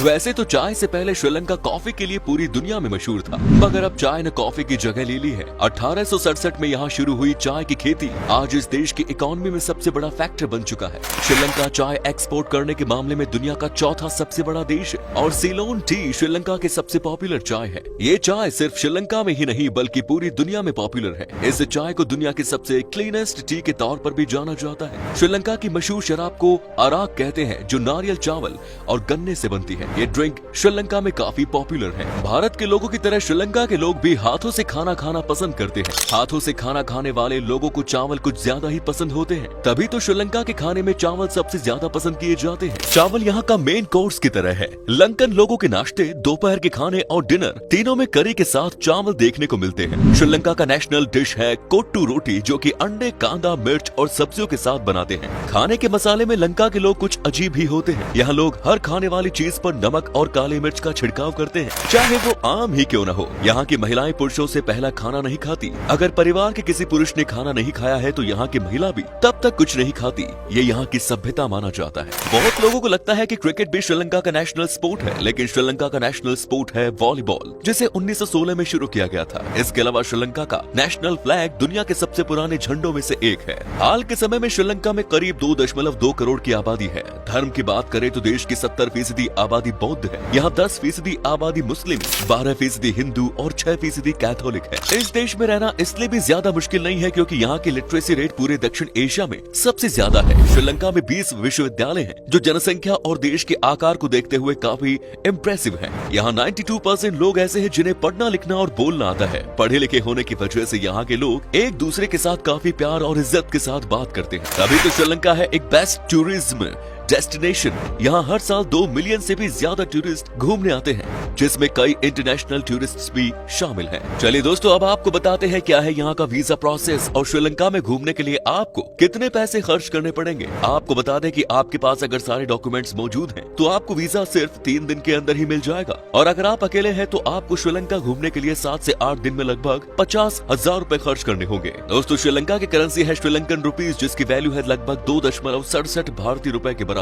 तो दोस्तों, ये था एशिया का सबसे खूबसूरत देश श्रीलंका। कैसा लगा बताइए कमेंट्स में। क्या कभी आपने विजिट की है इस देश की, और अगर की है तो अपना एक्सपीरियंस हमारे साथ शेयर जरूर करें। बॉलीवुड के किंग शाहरुख खान को कौन नहीं जानता। ये एक ऐसे एक्टर हैं जिनकी बेहतरीन एक्टिंग की पूरी दुनिया दीवानी है। और वहीं अगर हम दूसरी तरफ बात करें दुबई के शेख हमदान की, तो वो भी किसी सेलिब्रिटी से कम नहीं है, जो अपने पैसे को पानी की तरह बहाने में एक बार भी नहीं सोचते। और यही वजह है कि वो हमेशा सुर्खियों में बने रहते हैं। दोस्तों, आज की हमारी ये वीडियो दुबई के शेख और हमारे किंग शाहरुख खान से रिलेटेड है, जहाँ आज हम दोनों के बीच डिफरेंसेस के बारे में बात करेंगे, जिससे आप ये जान पाएंगे कि आखिर दोनों में से सबसे रिचेस्ट पर्सन कौन है। सबसे पहले हम इंडिया के किंग खान यानी कि शाहरुख खान के बारे में जान लेते हैं, जिन्हें दुनिया का सेकंड रिचेस्ट पर्सन भी कहा जाता है। जैसा कि आप सब जानते हैं कि शाहरुख खान, जिन्हें सबसे रिचेस्ट एक्टर बताया जाता है, इनके पास इतना पैसा है कि ये 2 आइलैंड तो ऐसे ही खरीद सकते हैं मानो मार्केट से फल फ्रूट लेकर आए हो। और वहीं अगर हम उनकी प्रॉपर्टी की बात करें तो दोस्तों, आप जानकर हैरान हो जाएंगे कि अगर उनकी प्रॉपर्टी को कोई गिनने बैठ जाए तो कम से कम 100 लोगों की जरूरत तो पड़ेगी ही। और इतना ही नहीं, 50 लोग 1-2 दिन में इनकी प्रॉपर्टी गिनकर हमारे सामने नहीं रखेंगे, बल्कि उन्हें भी उनकी प्रॉपर्टी गिनने में कम से कम 1 साल लगेगा। हो गए ना आप हैरान। और इतना ही नहीं, आपको बता दें कि शाहरुख खान एक मूवी करने का 20, 25, 50 करोड़ नहीं बल्कि पूरे 100 करोड़ रुपए चार्ज करते हैं। बॉलीवुड के किंग यानी कि शाहरुख खान अपनी लाइफ में हर चीज किंग साइज की ही पसंद करते हैं, चाहे वो फिल्में हो, घर हो या लग्जरी कारें। शाहरुख खान को बॉलीवुड का सबसे बड़ा ड्रीमर कहा जाता है। वो सबसे पहले तो सपने देखते हैं और फिर उसे पूरा करने के लिए काम में जुट जाते हैं। शायद यही कारण है कि कभी मारुति वैन से चलने वाले शाहरुख खान के पास आज लग्जरी कारों की शानदार कलेक्शन है। सबसे पहले हम बात करने जा रहे हैं रोल्स रॉयस फैंटम ड्रॉपहेड कूपे की, जो कि शाहरुख खान के कार कलेक्शन में सबसे महंगी कार बताई जाती है। इस कार की कीमत है 7.6 करोड़ रुपए। उनकी कार कलेक्शन में अगर हम दूसरी कार की बात करें तो उनके पास BMW i8 है, और इस कार की क्वालिटी जानकर आप भी हैरान हो जाएंगे। ये कार 4.4 सेकंड में 100 किलोमीटर की दूरी तय कर सकती है। वहीं तीसरे नंबर पर उनके पास BMW 6 सीरीज कन्वर्टिबल कार का नाम आता है, जिसकी कीमत 1.19 करोड़ रुपए बताई गई है। रुकिए, आगे बढ़ने से पहले शाहरुख खान के पास किन किन कारों का कलेक्शन है ये भी तो जान ले। तो दोस्तों, अगली कार में शाहरुख खान के पास दुनिया की सबसे लग्जरी और स्टाइलिश कार आती है, जिसका नाम हैम्बिट कॉन्टिनेंटल GT है। और इस कार की कीमत जानकर आपके होश उड़ जाएंगे। दोस्तों, इस कार की कीमत 3.29 करोड़ रुपए है। अब जिस इंसान के पास इतनी महंगी कारों का कलेक्शन है, तो सोचिए उसके पास दौलत कितनी होगी। इन कारों के अलावा उनके पास BMW 7 सीरीज भी मौजूद है, जिसकी कीमत 1.70 करोड़ रुपए है। उसके पास लैंड रोवर की रेंज रोवर स्पोर्ट कार और टोयोटा लैंड क्रूजर भी मौजूद है। शाहरुख खान के कार कलेक्शन में ये मौजूद एक लग्जरी कार है, जिसकी कीमत 3.4 करोड़ रुपए है। तो दोस्तों, इस कार का नाम है Audi A81। कार कलेक्शन के अलावा शाहरुख खान के पास एक Volvo B9 वैनिटी वैन भी है, जो एक चलते फिरते होटल से कम नहीं है। इसमें सारी लग्जरी सुविधाएं मौजूद हैं। कार कलेक्शन के बाहर निकल कर चलिए जान लेते हैं कि शाहरुख खान के पास प्रॉपर्टी के नाम पर क्या क्या है। दोस्तों, जैसा कि हम सभी जानते हैं कि शाहरुख खान मुंबई में एक शानदार विला में रहते हैं, जिसका नाम है मन्नत, और उनके इस घर की कीमत 200 करोड़ रुपए है। अब सोचिए 200 करोड़ रुपए के इस घर में क्या क्या होगा। तो आपको बता दें कि इस घर में दुनिया की हर वो चीज मौजूद है जिसके बारे में कोई आम आदमी दूर दूर तक नहीं सोच सकता। इस घर में gym, library, swimming pool, theatre और मंदिर भी मौजूद है। इसके अलावा इनके पास अलीबाग में भी एक विला मौजूद है, जिसकी कीमत 259 करोड़ रुपए बताई जाती है। दोस्तों, ये घर आपको एक आलीशान रिजॉर्ट की तरह लगेगा। साथ ही आपको बता दें कि दुबई में उनके पास 20 करोड़ का एक सिग्नेचर विला भी मौजूद है। शाहरुख खान के पास इतनी दौलत है जिसके बारे में अनुमान लगाना मुश्किल ही नहीं नामुमकिन है। अब आप देख ही लीजिए, इन्होंने 2021 में KKR टीम को 600 करोड़ में खरीदा था। भाई, इनके पास इतना पैसा आया कहां से और अब इनके पास कितना पैसा है, चलिए जान लेते हैं इसके बारे में भी। तो दोस्तों, अगर हम शाहरुख खान की टोटल नेटवर्थ की बात करें तो इनकी टोटल नेटवर्थ 800 मिलियन US$ बताई जाती है, जो कि लगभग 5000 करोड़ रुपए है। और आपको बता दें कि शाहरुख खान अगर मूवी ना भी करे तो भी उनके पास कमाई के और भी जरिए मौजूद हैं, जैसे कि दुबई में उनके बहुत सारे फ्लैट्स और रेस्टोरेंट्स मौजूद हैं। उन्होंने दुबई में काफी ज्यादा पैसे इन्वेस्ट किया है और यही कारण है कि उनसे भी उनको अच्छा खासा अमाउंट मिलता है। इसके अलावा अगर हम शेयर्स की बात करें तो शाहरुख खान के पास बहुत सी कंपनियों के शेयर्स मौजूद हैं। इनमें से एक पॉपुलर चैनल सोनी टीवी और रेड चिलीज भी शामिल है। ये तो थी शाहरुख खान की प्रॉपर्टीज के बारे में इन्फॉर्मेशन। चलिए बात करते हैं दुबई के शेखों के बारे में। दोस्तों, आज तक आपने किताबों में या न्यूज चैनल्स में सुना होगा कि दुबई के शेखों के पास बहुत पैसा होता है। तो आपको बता दें कि ये बात बिल्कुल सही है। उनके पास बहुत पैसा होता है, इतना पैसा कि जिसका अंदाजा आप नहीं लगा सकते हैं। तो चलिए दोस्तों, हम बात कर लेते हैं दुबई के शेख हमदान के बारे में, जिन्हें कारों का बहुत ही ज्यादा शौक है और इनके पास ऐसी कार है जिसके बारे में लोग सोच भी नहीं सकते। अब आप इस बात से अंदाजा लगा ही सकते हो कि इनके पास कुछ ऐसी गाड़ियां भी मौजूद है जिस पर प्योर गोल्ड की कोटिंग रखी गई है। चलिए जानते हैं इनके कार कलेक्शन के बारे में। नंबर 1 पर अगर हम इनके कार की बात करें तो इनके पास है लेक्सस XUV और इस कार की कीमत है 1,70,00,000 रुपए। वहीं दूसरे नंबर की कार की बात करें तो उनके पास है मर्सिडीज MMXG SLS और इसकी कीमत है 3 करोड़ रुपए। अगर हम बात करें इनके पास मौजूद मर्सिडीज AMB 63 की, जिसकी कॉस्ट है लगभग 2,20,00,000 रुपए। नंबर 5 पर इनके पास मौजूद है बेंटले बेंटेगा कार। ये गाड़ी जितनी सुनने में शानदार लगती है, इसके अंदर बैठने वाला इंसान भी अपने आप को उतना ही कंफर्टेबल और लग्जरी फील करता है। इस गाड़ी का नाम है बेंटले बेंटेगा, जिसकी कॉस्ट बताई जाती है 3,85,00,000 रुपए और राउंड फिगर में ये गाड़ी आपको 4 करोड़ में पड़ेगी। हम जाइए, अभी गाड़ियों का कलेक्शन खत्म नहीं हुआ है। आप सोच रहे होंगे कि भैया ये गाड़ी खुद के लिए लेता है या कोई शोरूम खोलने के लिए गाड़ी इकट्ठा कर रहा है। तो दोस्तों, आप तो जानते हैं कि शेख अगर किसी चीज को पसंद कर लेते हैं तो हासिल कर ही लेते हैं। नंबर 6 पर इनके पास जो गाड़ी है उस गाड़ी का नाम है फेरारी ला फेरारी, जिसका नाम सुनते ही कुछ लोग ऐसा महसूस करते हैं जैसे कोई गेम का नाम बोल दिया हो। लेकिन जैसा ये दोस्तों गाड़ी है, ये बहुत ही लग्जरी गाड़ियों में गिनी जाती है और इस कार की कीमत है 4,65,00,000 रुपए। करोड़ के नीचे तो भाई कोई इनकी गाड़ी है ही नहीं। तो सोचिए जरा उनकी बाकी की प्रॉपर्टी का क्या हाल होता होगा। नंबर 7 पर जो इनके पास कार है उसका नाम है गोल्ड रेंज रोवर, जिसकी कीमत 35 करोड़ रुपए बताई जाती है। अब हम जिस कार की बात करने जा रहे हैं वो दुनिया के सबसे खूबसूरत कारों में से एक है, साथ ही इसकी कीमत भी आसमान छूती है। दोस्तों, इस गाड़ी का नाम है गोल्ड लैम्बोर्गिनी, जिसकी कीमत 54 करोड़ रुपए बताई जाती है और ये इनके कार कलेक्शन में सबसे महंगी कार कलेक्शन बताया जाता है। इसके अलावा इनके पास एक कार डेविल 16 भी है, जिसकी कीमत 7,50,00,000 रुपए है। इतना ही नहीं दोस्तों, इनके अलावा भी इनके पास और भी कई गाड़ियां मौजूद हैं और इन गाड़ियों की कीमत भी कम से कम 30 करोड़ रुपए से कम नहीं है। इसके अलावा इनके पास एक नंबर गिन्नी बलेनो कार भी मौजूद है और इस कार की कॉस्ट है $27 मिलियन और इंडियन करेंसी के हिसाब से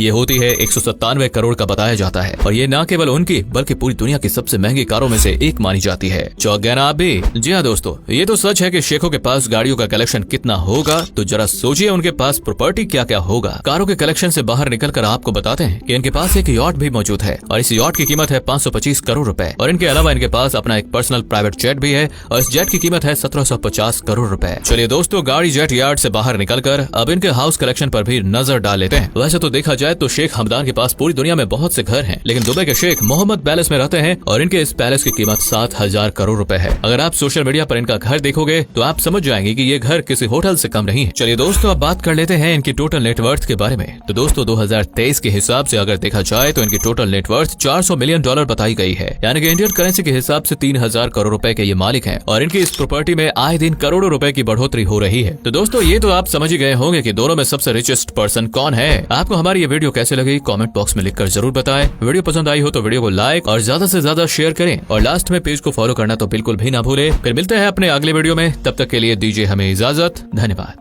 आज हम आपको दो ऐसे खान के बारे में बताने जा रहे हैं जिन्होंने सिर्फ भारत में ही नहीं बल्कि पूरी दुनिया में एक अलग ही पहचान बनाई है। अगर सलमान खान और शाहरुख खान में पैसों का मुकाबला हुआ तो कौन जीतेगा? किसका घर सबसे ज्यादा महंगा है? कौन सबसे आलिशान जिंदगी गुजारता है? आखिर इन दोनों की एक महीने की इनकम कितनी है? एक्टिंग के अलावा और कहां से ये करोड़ों रुपए कमाते हैं? किस एक्टर के पास खुद का प्राइवेट जेट है? अगर आप भी जानना चाहते हैं इन सभी सवालों के जवाब तो बस फिर कमर और नजर टिकाकर हमारे साथ वीडियो के अंत तक बने रहिए। दोस्तों, एक तरफ है बॉलीवुड के किंग खान तो दूसरी तरफ है लड़कों के भाई लड़कियों की जान उर्फ सलमान खान। दोनों की ही फैन फॉलोइंग इतनी है कि इनके पैसों की तरह गिनना मुश्किल है। अगर बॉलीवुड में किसी का दबदबा है तो वो हमारे किंग खान की ही है। लेकिन कई लोगों का सर इसी बात से चकराता रहता है कि आखिर दोनों में से सबसे ज्यादा रईस कौन है। तो इनकी नेटवर्थ पर नजर घुमाने से पहले चलिए एक सरसरी नजर इनकी शुरुआती लाइफ और प्रॉपर्टीज पर डाल लेते हैं। पहले बात करते हैं सल्लू भाई की। तो इनका जन्म 27 दिसंबर 1965 को इंदौर में हुआ था। वैसे इनकी फैन भले ही पूरी दुनिया हो लेकिन बहुत ही कम लोग सलमान खान का पूरा नाम जानते हैं। आपको बता दें कि सलमान खान का नाम अब्दुल राशिद सलीम सलमान खान है। आज की तारीख में सलमान भाई 57 साल के हो चुके हैं। इनकी पढ़ाई लिखाई की बात करें तो इन्होंने अपनी schooling education the Scindia school और संत स्टैनिलॉस हाई स्कूल से पूरी की है और इन्होंने अपनी कॉलेज की जर्नी सेंट जेवियर कॉलेज और एलिफिंस्टोन कॉलेज से पूरी की है। सलमान खान का मन पढ़ाई में ज्यादा नहीं लगता था, इसलिए इन्होंने अपनी पढ़ाई छोड़कर कम उम्र से ही बॉलीवुड की दुनिया में अपना पैर पसारना शुरू कर दिए और आज ये न सिर्फ एक बेहतरीन एक्टर माने जाते हैं बल्कि ये प्रोड्यूसर और एक सफल बिजनेसमैन भी गिने जाते हैं। सलमान खान की पहली फिल्म थी बीवी हो तो ऐसी, जो कि साल 1988 में रिलीज हुई थी। इसके बाद ही 1989 में मैंने प्यार किया मूवी, जो कि फिल्मी पर्दे पर काफी हिट रही और फिर तो सलमान खान को एक से बढ़कर एक फिल्में मिलती ही चली गई। जिस तरह इनकी फिल्मों की लिस्ट बढ़ रही थी उतने ही तेजी से सलमान खान की इज्जत, फैन फॉलोइंग्स और बैंक बैलेंस भी बढ़ता जा रहा था। वैसे आपको बता दें कि सलमान खान का एक फिल्म को करने के लिए लगभग 70 करोड़ रुपए लेते हैं और इनकी मंथली इनकम पर नजर डालें तो वो है करीब 20 करोड़ रुपए,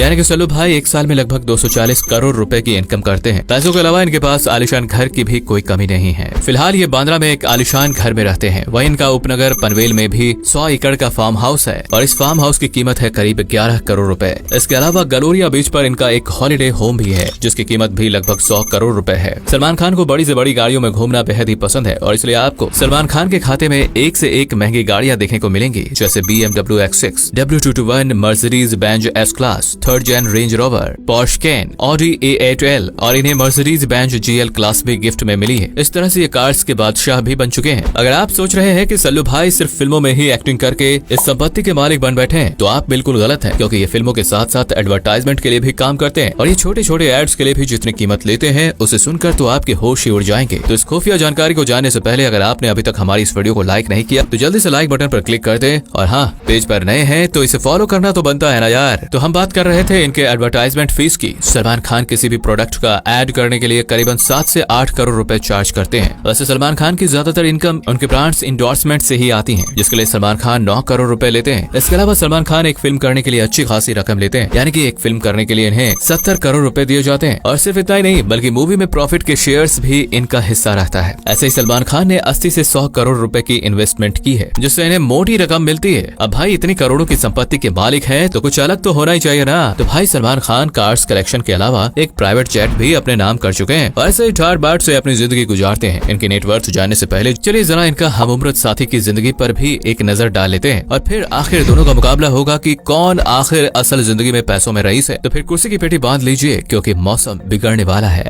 किंग ऑफ बॉलीवुड नाम से अपनी पहचान बनाने वाले शाहरुख खान का जन्म 2 नवंबर 1965 को न्यू दिल्ली में हुआ था, यानी कि सलमान और शाहरुख खान दोनों ही खान एक दूसरे की उम्र में भी टक्कर का मुकाबला दे रहे हैं। शाहरुख खान को बॉलीवुड में ही आला दर्जा हासिल नहीं है, बल्कि इन्हें तो पूरी दुनिया आज किंग खान के नाम से जानती है। साथ ही शाहरुख खान को दुनिया का दूसरा सबसे अमीर इंसान होने का खिताब भी दिया जाता है। इनके करियर पर जाने से पहले जरा इनके एजुकेशन के बारे में भी जान लेते हैं। इन्होंने अपनी शुरुआती पढ़ाई सेंट कोलंबिया स्कूल से की थी। पढ़ाई के साथ साथ इन्हें स्पोर्ट्स कंपटीशन में भी पार्ट लेना भी काफी पसंद आता था और कई बार तो इन्होंने फर्स्ट रैंक भी अपने नाम की है। इसके बाद शाहरुख खान ने दिल्ली यूनिवर्सिटी हंसराज कॉलेज से BA इन इकोनॉमिक्स की पढ़ाई कंप्लीट कर डिग्री हासिल की थी। आगे भी ये पढ़ना चाहते थे, लेकिन फिर इनके अंदर एक्टिंग बनने का जोश पैदा हो गया और इन्होंने पढ़ाई को बीच में ही अधूरा छोड़कर अपना पूरा ध्यान एक्टिंग की तरफ लगा दिया। शाहरुख खान ने अपने करियर की शुरुआत दिल दरिया टेलीविजन सीरियल से की थी, लेकिन देरी होने की वजह से फौजी सीरियल पहले रिलीज हो गई। कई टीवी सीरियल्स में काम करने के बाद शाहरुख खान को बड़ी मुश्किलों से फिल्मों में काम करने का मौका मिला और इनकी पहली डेब्यू फिल्म साल 1992 में दीवाना फिल्म थी। इसके बाद तो इन्हें कई सारी सुपरहिट फिल्मों में काम करने का मौका मिला और दिलवाले दुल्हनिया ले जाएंगे मूवी ने फिल्म इंडस्ट्री में अपनी ऐसी छाप छोड़ी जिसे 10 फिल्म फेयर अवार्ड से नवाजा गया। शाहरुख खान ने एक से बढ़कर एक फिल्मों में काम करके अपनी एक्टिंग से लोगों को अपना दीवाना बनाया है। यही वजह है कि आज उन्हें किंग ऑफ बॉलीवुड कहकर पुकारा जाता है। चलिए अब फिल्मों की इस लिस्ट को थोड़ा सा थाम कर इनकी प्रॉपर्टी के बारे में भी जान लेते हैं। प्रॉपर्टी में सबसे पहले अगर किसी का नाम आता है तो वो है इनका आलिशान महल मन्नत, जो कि मुंबई में बना हुआ है। इस घर को शाहरुख खान ने करीब 13 करोड़ रुपए में खरीदा था,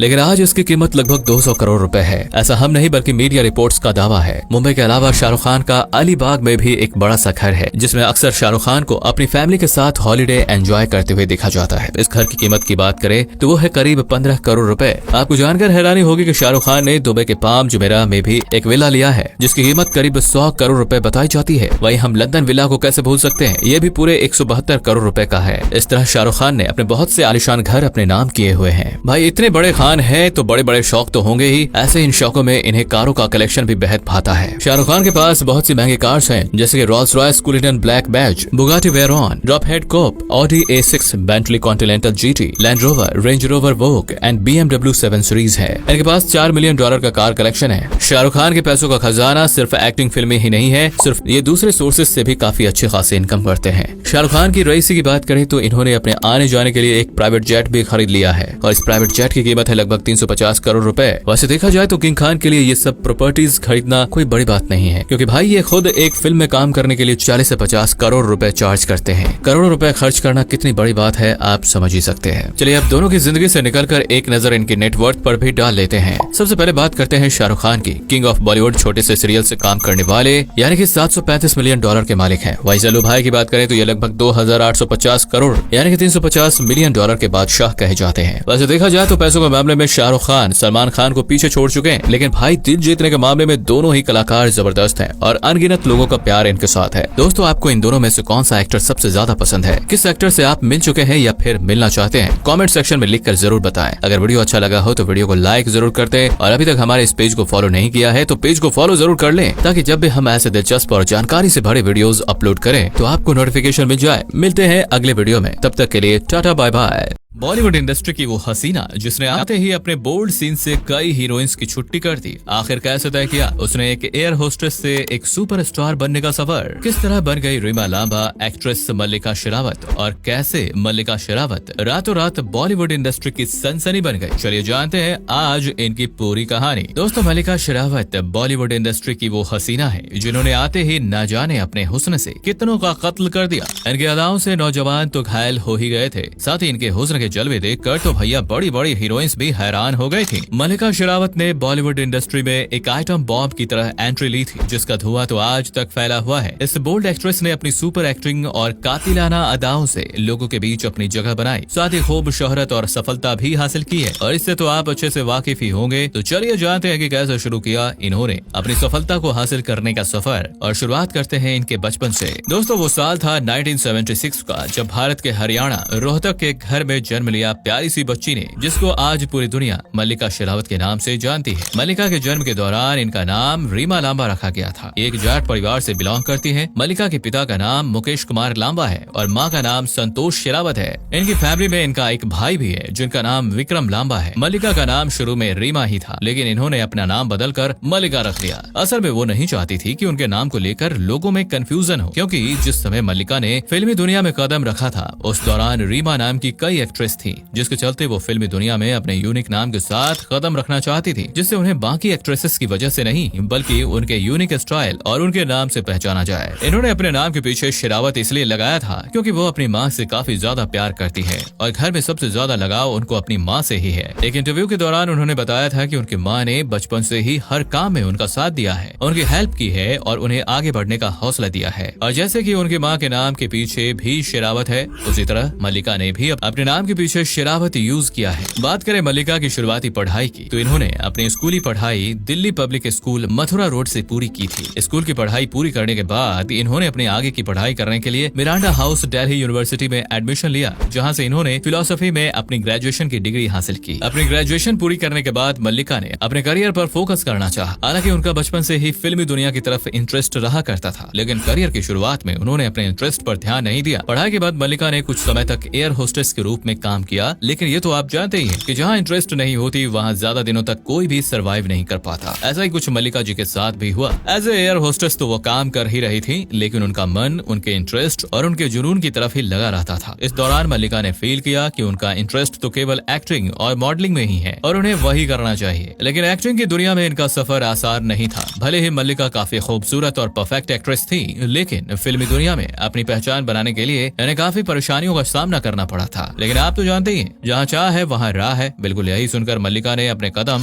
एक्टिंग की दुनिया में बढ़ा दिए और फिर उन्होंने पीछे मुड़कर नहीं देखा। आपको ये जानकर हैरानी होगी कि फिल्मी दुनिया में करियर बनाने के शुरुआती दिनों में मल्लिका को बहुत ही रूढ़िवादी किस्म की लड़की माना जाता था, यानी एक तरह से परंपराओं को मानने वाली लड़की माना जाता था। और ये शुरुआत में छोटे शहर के छोटे परिवार से होने का दावा भी किया करती थी। दोस्तों मल्लिका को फिल्मी दुनिया में तो जाना ही था, लेकिन एक्टिंग की शुरुआत इन्होंने डायरेक्ट फिल्मों से नहीं की, बल्कि फिल्मों से पहले इन्हें कई टीवी एड्स में देखा गया गया था। मल्लिका को बीपीएल के लिए अमिताभ बच्चन के साथ टेलीविजन एड्स में देखा गया और इन्हें सेंट्रो के लिए शाहरुख खान के साथ पहली बार एक्टिंग करते हुए देखा गया था। इसके बाद मल्लिका की धीरे धीरे लोगों में पहचान बढ़ती जा रही थी और उनकी खूबसूरती की वजह से लोग उन्हें काफी पसंद भी करते थे। हालांकि अभी कुछ खास पहचान तो नहीं बन पाई थी, लेकिन हाँ, उन्हें उनकी फील्ड में काम मिलना शुरू हो गया था। इसके बाद मल्लिका को निर्मल पांडे के वीडियो सॉन्ग्स में देखा गया, जिसका नाम मार डाला था। इसके साथ ही उन्हें एक और वीडियो सॉन्ग्स का ऑफर मिला और ये सुरजीत बिंद्रा खिया का सॉन्ग लक तुनु तुनु था, जहाँ मल्लिका ने खूब अच्छा काम करके दिखाया। इस तरह से मल्लिका को छोटे मोटे काम तो मिल जाया ही करते थे, लेकिन मल्लिका को जरूरत थी अपने लाइफ के उस पल की जहाँ से उनके लिए फिल्म की दुनिया का सफर शुरू हो, और ये शुरुआत हुई साल 2002 से। इस साल मल्लिका को एक फिल्म में छोटा सा रोल दिया गया था। इस फिल्म का नाम था जीना सिर्फ मेरे लिए, जिसमें उन्होंने तुषार कपूर और करीना कपूर के साथ काम किया था। भले ही इस फिल्म में मल्लिका पर ज्यादा ध्यान नहीं दिया गया था, लेकिन इस बात में कोई भी शक नहीं है कि उनकी इस शुरुआत ने उनके जीवन को बदलने में कोई भी कसर नहीं छोड़ी। इस फिल्म में मल्लिका का नाम रीना लांबा ही रखा गया था। इसके बाद आया साल 2003 का। इस साल मल्लिका को अपनी पहली फिल्म मिली जिसमें उन्हें लीड रोल करने का मौका मिला। इस फिल्म का नाम था ख्वाहिश। ये फिल्म लोगों में काफी पसंद की गई थी और इस फिल्म से मल्लिका को लोगों में पहचान मिलना शुरू हो गई थी। यहाँ से मल्लिका ने अपनी सफलता का एक कदम बढ़ा दिया था, क्योंकि इस फिल्म से उन्हें काफी सुर्खियों में देखा गया था। इसके साथ ही इस फिल्म में जो भैया इन्होंने किसिंग सीन किया था वो भी काफी चर्चे में रहा था। खैर, एक अच्छी एक्ट्रेस के तौर पर इंडस्ट्री में इनको पहचान तो मिल ही गई थी, लेकिन थोड़ी बहुत कमी रह गई थी और वो पूरी हो गई साल 2004 में, जब इन्हें अनुराग बासु द्वारा डायरेक्ट की जाने वाली मर्डर फिल्म का ऑफर आया। और भैया ये तो आप जानते ही हो कि इस फिल्म में बॉलीवुड इंडस्ट्री के जाबाज कलाकार इनके साथ थे। जी हाँ, वही चुम्बेश्वर महाराज, अरे मेरा मतलब है इमरान हाशमी। और इस फिल्म में मल्लिका को बतौर लीड एक्ट्रेस का रोल दिया गया। इस फिल्म में मल्लिका न्यूज चैनल और अखबारों की सनसनी बन गई और भैया बॉलीवुड इंडस्ट्री में तो इनके नाम का डंका ही बज गया। इस फिल्म में मल्लिका की एक्टिंग को काफी पसंद किया गया, जिसके चलते ये फिल्म जबरदस्त हिट रही। और भाई ये इनकी जिंदगी का वही टर्निंग पॉइंट था जिसने इन्हें रातों रात स्टार बना दिया। और भैया सबसे ज्यादा मल्लिका शेरावत के बोल्ड सीन्स ने तो इस फिल्म को ओहो हाहाकार ही मचा दिया था। और इस फिल्म से इनकी सफलता का अंदाजा तो आप ऐसे ही लगा सकते हैं कि मल्लिका की बेहतरीन एक्टिंग के लिए उन्हें जी सिने अवार्ड्स द्वारा बेस्ट एक्ट्रेस के रूप में नॉमिनेट किया गया था। दोस्तों, यहाँ से एक मामूली रीना लांबा सुपरस्टार मल्लिका शेरावत बन चुकी थी, जिसने अपनी सफलता की सीढ़ियों पर ऐसा चढ़ना शुरू किया कि पीछे मुड़कर ही नहीं देखा। इस दौरान मल्लिका की फैमिली से भी रिश्ते बिगड़ने लग गए थे, क्योंकि उनके बोल्ड सीन्स के बारे में लोगों की चर्चा को देखकर फैमिली को काफी बुरा लगा। लेकिन मल्लिका कहाँ रुकने वाली थी, उन्होंने बॉलीवुड फिल्मों से सीधा इंटरनेशनल फिल्म में अपने कदम बढ़ाए। साल 2005 में मल्लिका को फिल्म द मिथ में काम करने का मौका मिला। ये एक चाइनीज फिल्म थी जिसमें मल्लिका मशहूर एक्टर जैकी चैन के साथ नजर आई थी। इस फिल्म में मल्लिका ने एक इंडियन गर्ल का रोल प्ले किया था, जो इस फिल्म में जैकी चैन को नदी में डूबने से बचाती हैं। इसके बाद मल्लिका ने तो भाई साहब अपनी फिल्मों की लाइन ही लगा दी।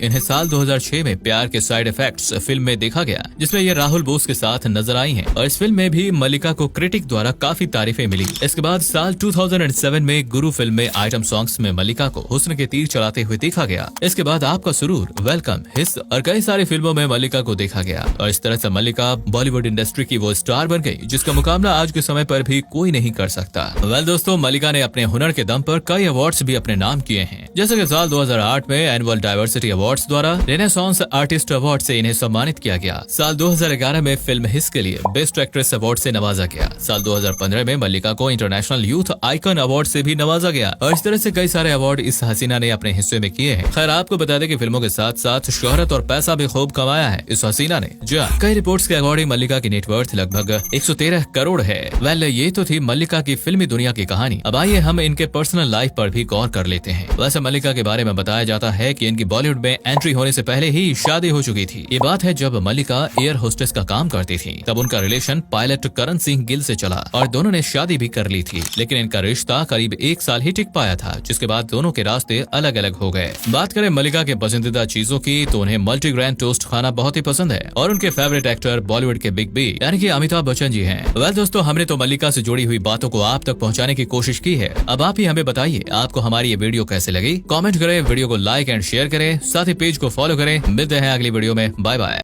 बॉलीवुड एक्टर्स और उनकी डेटिंग लाइफ कभी भी उनके फैंस से छिपी नहीं रह सकती। अपनी लव अफेयर से लोगों को हैरान करने वालों की लिस्ट में किंग खान के लाडले और लाडली सहित कई ऐसे नाम हैं। अमिताभ बच्चन की ग्रैंड डॉटर नव्या नवेली नंदा किसे कर रही हैं डेट? क्या जानवी कपूर एक बड़े बिजनेसमैन के बेटे को कर रही हैं डेट? कौन है सैफ अली खान के बेटे इब्राहिम की गर्लफ्रेंड? क्या सारा अली खान बड़े डायरेक्टर को कर रही हैं डेट, जिनके राज सामने आते ही आप शॉक हो जाएंगे? तो आज हम बताएंगे आपको बॉलीवुड स्टार किड्स के सीक्रेट लव लाइफ और अफेयर्स के बारे में। तो चलिए जानते हैं बी टाउन के ऐसे 8 न्यू लव बर्ड्स के बारे में। नंबर 8, आर्यन खान। आर्यन खान अभिनेता शाहरुख खान और निर्माता गौरी खान के सबसे बड़े बेटे हैं। आर्यन लव अफेयर के चलते सुर्खियों में रहते हैं। कहा जाता है कि Aryan Khan playboy nature के हैं। नोरा फतेही का नाम जब से आर्यन खान से जुड़ा है, सोशल मीडिया पर बीते काफी दिनों से शाहरुख खान के लाडले और बॉलीवुड की दिलबर गर्ल के रिलेशनशिप की खबरें सोशल मीडिया पर खूब उड़ रही हैं। दरअसल नोरा फतेही और आर्यन खान ने अपने फैंस के साथ एक वक्त पर अलग अलग तस्वीर क्लिक करवाई है, जिसके बाद से इनके रिलेशनशिप की खबरें उड़ने लगी। कुछ वक्त पहले दोनों को एक साथ दुबई की पार्टी में एंजॉय करते हुए देखा गया था,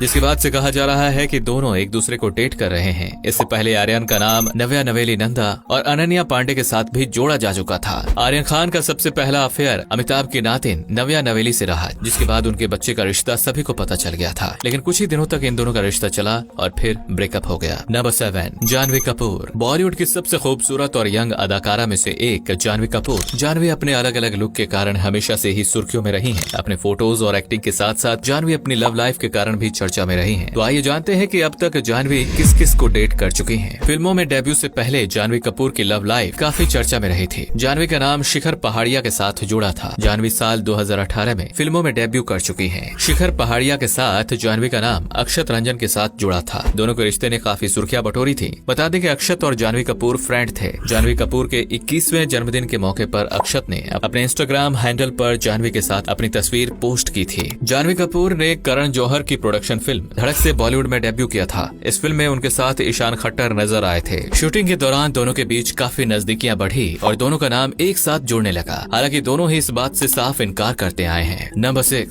सारा अली खान। सारा अली खान आज बॉलीवुड का एक जाना माना नाम है, जिनकी जिम फोटोज अक्सर वायरल होती रहती हैं। लेकिन इन फोटोज के साथ साथ सारा की पर्सनल लाइफ काफी सुर्खियों में रही है। अमृता सेन और सैफ अली खान की बड़ी बेटी अभिनेत्री सारा अली खान इन दिनों भारतीय क्रिकेटर शुभमन गिल के साथ डेटिंग को लेकर चर्चे में है। इससे पहले इनका नाम लव आजकल के वक्त सारा और कार्तिक आर्यन की डेटिंग की खबरें आई। सारा ने सुशांत सिंह राजपूत के साथ अपनी फिल्मी करियर की शुरुआत की थी। फिल्म केदारनाथ में दोनों की कमाल की केमिस्ट्री लग रही थी। उस वक्त दोनों की डेटिंग की रिपोर्ट्स आई थी। कई बार सारा और सुशांत को साथ में स्पॉट किया गया था। अनिल कपूर के बेटे और सोनम कपूर के भाई हर्षवर्धन कपूर से भी सारा की अफेयर की खबरें आई थी। दोनों को हाथों में हाथ डाले देखा गया था। सारा अली खान का नाम ईशान खट्टर के साथ जुड़ चुका है। अफवाहें थी कि ईशान और सारा के बीच कुछ चल रहा है। हालांकि दोनों ने कभी भी अपनी डेटिंग की खबरों पर कोई प्रतिक्रिया नहीं दी। नंबर 5, सुहाना खान। सुहाना खान एक पॉपुलर स्टार किड है। बॉलीवुड किंग खान शाहरुख खान की बेटी हैं। सुहाना खान सोशल मीडिया पर काफी एक्टिव रहती हैं और अपने लुक और फोटोज की वजह से वो आए दिन सुर्खियों में रहती हैं, जिनकी डेटिंग लाइफ खूब सुर्खियां बटोर रही हैं। सुहाना खान और अमिताभ बच्चन की नाती अगस्त्य नंदा का है। सुहाना और अगस्त्य जोया अख्तर की फिल्म द आर्चीज से बॉलीवुड डेब्यू करने के लिए तैयार है। सुहाना और अगस्त्य की क्रिसमस सेलिब्रेशन की फोटोज खूब वायरल हो रही हैं। इन फोटोज के सामने आने के बाद से ही इन दोनों के डेट करने के कयास लगाए जा रहे हैं। ये दोनों कई बार एक साथ देखे गए। दोनों की तस्वीरों के हिसाब से अफवाहों की माने तो ये कई सालों से एक साथ हैं। खबरों के मुताबिक दोनों एक दूसरे को बेहद ही पसंद करते हैं और अपने रिश्ते में आगे बढ़ने की योजना भी बना रहे हैं। ऐसे पहले आहान पांडे की भी सुहाना से अच्छी दोस्ती थी। ऐसी दोस्ती के कारण आहान और सुहाना के अफेयर के चर्चे भी शुरू हुए थे। नंबर 4, नव्या नवेली नंदा।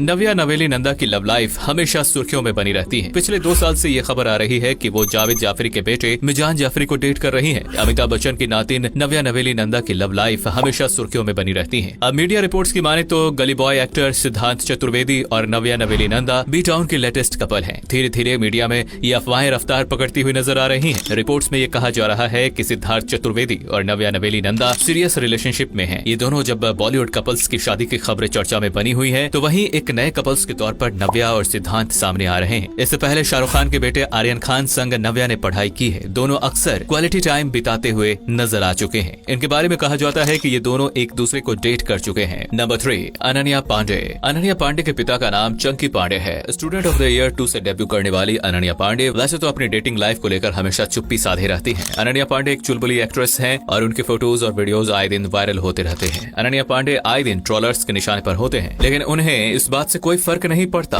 आपको बता दें कि अनन्या की लव लाइफ किसी से छिपी नहीं है, बल्कि उनके अफेयर के चर्चे आए दिन सोशल मीडिया पर होते रहते हैं। अभिनेत्री अनन्या पांडे और आदित्य राय कपूर के एक दूसरे से गुपचुप इश्क लड़ाने के चर्चे काफी लंबे समय से बॉलीवुड में हो रहे हैं। दोनों को कई बार एक साथ स्पॉट भी किया जा चुका है, जिसके बाद सभी कयास लगा रहे हैं कि आदित्य और अनन्या रिश्ते में हैं। काफी समय से अटकलें लगाई जा रही हैं कि अनन्या पांडे आदित्य रॉय कपूर को डेट कर रही हैं। हालांकि ये पहली बार नहीं है। अनन्या पांडे का सबसे पहला अफेयर ईशान खट्टर के के साथ था। दोनों को साथ में पार्टीज में स्पॉट किया जाता था। नंबर 2, इब्राहिम अली खान। इन दोनों सोशल मीडिया पर सैफ अली खान के बेटे इब्राहिम की वजह से सुर्खियों में बने हुए हैं। ऐसा इसलिए क्योंकि सैफ के लाडले बेटे इब्राहिम का टीवी इंडस्ट्री की एक बहुत ही बड़ी सेलिब्रिटी की बेटी के ऊपर दिल आ गया है और वो उसके साथ काफी समय बिताने लगे हैं। इब्राहिम अली खान इन दोनों प्यार का पाठ पढ़ रहे हैं। इब्राहिम की जिंदगी में कोई शामिल हो गया है। इब्राहिम अली खान और श्वेता तिवारी की बेटी पलक तिवारी, इब्राहिम और पलक को कई बार एक साथ स्पॉट किया गया है और तभी से दोनों की डेटिंग की खबरें उड़ रही हैं। इब्राहिम अली खान को एक बार मुंबई में पलक तिवारी के साथ डिनर करके निकलते हुए स्पॉट किया गया था, जिसके बाद से दोनों की रिलेशनशिप के खबरें उड़ने लगी हैं। इसके बाद इन दोनों को कई बार लेट नाइट पार्टियों और कॉन्सर्ट्स में एक साथ देखा गया है। नंबर 1, न्यासा देवगन। अजय देवगन की लाडली न्यासा ने भले ही अब तक बॉलीवुड में डेब्यू नहीं किया है, लेकिन वो लाइमलाइट में बराबर रहती हैं। न्यासा देवगन उन स्टार किड्स में है जिन्हें घूमना और पार्टी करना बेहद ही पसंद है। न्यासा देवगन की सोशल मीडिया लाइफ देखकर पता चलता है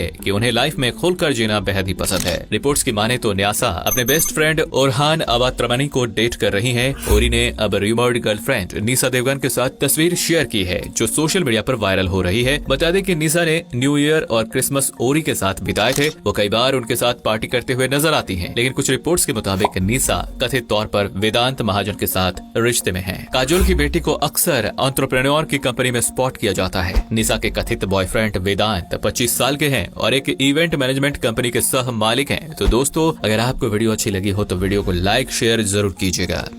आज हम बात करने जा रहे हैं उर्वशी रौतेला की, जो कि एक इंडियन एक्ट्रेस, कमाल की डांसर और बेस्ट मॉडल मानी जाती है। उर्वशी अपनी खूबसूरती के साथ साथ अपनी बेमिसाल एक्टिंग की वजह से भी लोगों के दिलों में बसी हुई है। आपको जानकर हैरानी होगी कि उर्वशी रौतेला एक ऐसी इंडियन एक्ट्रेस है जिन्हें सबसे ज्यादा गूगल पर ढूंढा जाता है, यानी कि देश विदेश हर जगह ये डिमांड में रहती है। सिर्फ इतना ही नहीं, बल्कि उर्वशी रौतेला इकलौती ऐसी एक्ट्रेस है जिन्हें 2 बार मिस यूनिवर्स के खिताब से नवाजा गया है। इन्होंने फिल्मों के अलावा सोशल वर्कर्स के रूप में भी अपनी मजबूत पकड़ बनाई है, यानी कि भाई ये सिर्फ चेहरे से ही खूबसूरत नहीं बल्कि ये दिल से भी काफी खूबसूरत हैं। चलिए अब जानते हैं कि उर्वशी रौतेला की आखिर यहाँ तक पहुँचने की शुरुआत कैसे हुई, कहाँ इनका जन्म हुआ और कैसे ये हमारे बीच एक बेहतरीन एक्ट्रेस के रूप में जानी जाती है। लेकिन वीडियो में आगे बढ़ने से पहले अगर आपने अभी तक हमारी इस वीडियो को लाइक नहीं किया है तो जल्दी से वीडियो को लाइक कर दीजिए और पेज से पहली बार जुड़े हैं तो इसे फॉलो करना तो बनता है ना बॉस। इस खूबसूरत अदाकारा का जन्म 25 फरवरी साल 1994 में हरिद्वार के कोटद्वार शहर में हुआ था। एक हिंदू परिवार से ताल्लुक रखती है। इनकी फैमिली शुरू से ही काफी हाई क्लास रही है। इनके माता पिता दोनों ही बिजनेसमैन थे। इनकी माँ का नाम मीरा रौतेला है और वहीं इनके पिता का नाम मानिवर सिंह रौतेला। इनके अलावा उर्वशी रौतेला को एक छोटा भाई भी है जिनका नाम है यशराज। उर्वशी रौतेला का इंटरेस्ट शुरुआत से ही फिल्मी करियर से जुड़ा रहा है। इन्हें फिल्में देखना और एक्टिंग करना काफी पसंद था और फिर इनकी फैमिली भी काफी आजाद ख्याल की थी जो कि इन्हें हर मोड़ पर सपोर्ट करती रही। उर्वशी रौतेला की एजुकेशन पर नजर डाले तो इन्होंने अपनी शुरुआती पढ़ाई अपने शहर कोटद्वार से ही पूरी की थी। इनके स्कूल का नाम था DAV पब्लिक स्कूल। इसके बाद इन्होंने अपना एडमिशन दिल्ली के गार्गी कॉलेज में कराया और दिल्ली से अपने ग्रेजुएशन की डिग्री हासिल की। ये वही दौर था जब उर्वशी रौतेला के मन में भी एक्ट्रेस और मॉडल बनने की उमंग जाग रही थी और अपने इसी शौक को उन्होंने अपना प्रोफेशन बनाने की ठान ली और जल्दी New York academy school of film and acting talents में जहाँ इन्होंने डिप्लोमा किया और फिर क्या था, इनका मॉडलिंग का सफर शुरू हो गया। उर्वशी रौतेला की करियर की शुरुआत उनके स्कूल के दौरान ही हो गई थी। जब ये 15 साल की थी तो इन्होंने ब्यूटी प्रोग्राम और प्रेजेंट्स में पार्टिसिपेट किया और फिर उन्हें अपने करियर का सबसे पहला प्रोजेक्ट मिला जिसमें ये एडवर्टाइजमेंट में मॉडल के रूप में नजर आई थी। साथ ही उर्वशी रौतेला ने Bhima gold, ओजेल lifestyle, Grasim, LG जैसे कई बड़े बड़े ब्रांड्स और कंपनीज के लिए काम किया। इसके अलावा उनके कई फोटोज मैगजीन के कवर पेज पर भी छापे गए। उर्वशी रौतेला ने साल 2009 में अपने हुनर का जलवा दिखाया और मिस टीन इंडिया का खिताब अपने नाम कर लिया और वहीं साल 2011 में जब ये सिर्फ 17 साल की थी तो इन्होंने Indian princess, miss tourism world 2011 और मिस एशियन सुपर मॉडल 2011 का खिताब भी जीत लिया। सिर्फ इतना ही नहीं बल्कि चीन में ऑर्गेनाइज होने वाली Miss Tourism Queen of the आई से भी इन्हें नवाजा गया। ये एक ऐसी इंडियन एक्ट्रेस थी जिन्होंने पहली बार इस टाइटल को अपने नाम किया था। ये खिताब इनके करियर में मील का पत्थर साबित हुआ। इस तरह इन्होंने शुरुआती सफर में ही बड़ी बड़ी महारत हासिल कर ली और अपना नाम पूरी दुनिया में रोशन कर दिया और हर कोई इन्हें मॉडलिंग क्वीन कहने लगा। उर्वशी अभी यही नहीं रुकने वाली थी बल्कि ये तो मिस यूनिवर्स का खिताब अपने नाम करना चाहती थी। आपको जानकर हैरानी होगी कि इश्क जाते जैसे हिट और जबरदस्त मूवी में आज हम परिणीति चोपड़ा को एज अ हीरोइन देखते हैं। उसका पहला ऑफर उर्वशी रौतेला के पास ही आया था, लेकिन उन्होंने इस फिल्म को करने से से साफ इनकार कर दिया और वजह थी मिस यूनिवर्स का टैग। उर्वशी रौतेला ने कहा था कि पहले मैं मिस यूनिवर्स बनना चाहती हूँ, उसके बाद मैं फिल्मी करियर में आगे बढ़ूंगी। उर्वशी रौतेला अपने इरादों की बड़ी ही मजबूत थी। ये जो ठान लेती हैं वो करके ही दिखाती हैं। साल 2012 में उर्वशी रौतेला ने मिस यूनिवर्स इंडिया 2012 का टाइटल अपने खाते में ऐड कर लिया। इसके बाद जब उर्वशी रौतेला ने साल 2015 में मिस दिवा कंपटीशन के बारे में सुना तो यहाँ भी उन्होंने मॉडल्स के छक्के छुड़ाने का प्लान बनाया और मिस दिवा 2015 में भाग लिया। एक के बाद एक टाइटल अपने नाम करने वाली उर्वशी रौतेला यहाँ कैसे बाजी हार जाती है और आखिरकार मिस दिवा 2015 का टाइटल भी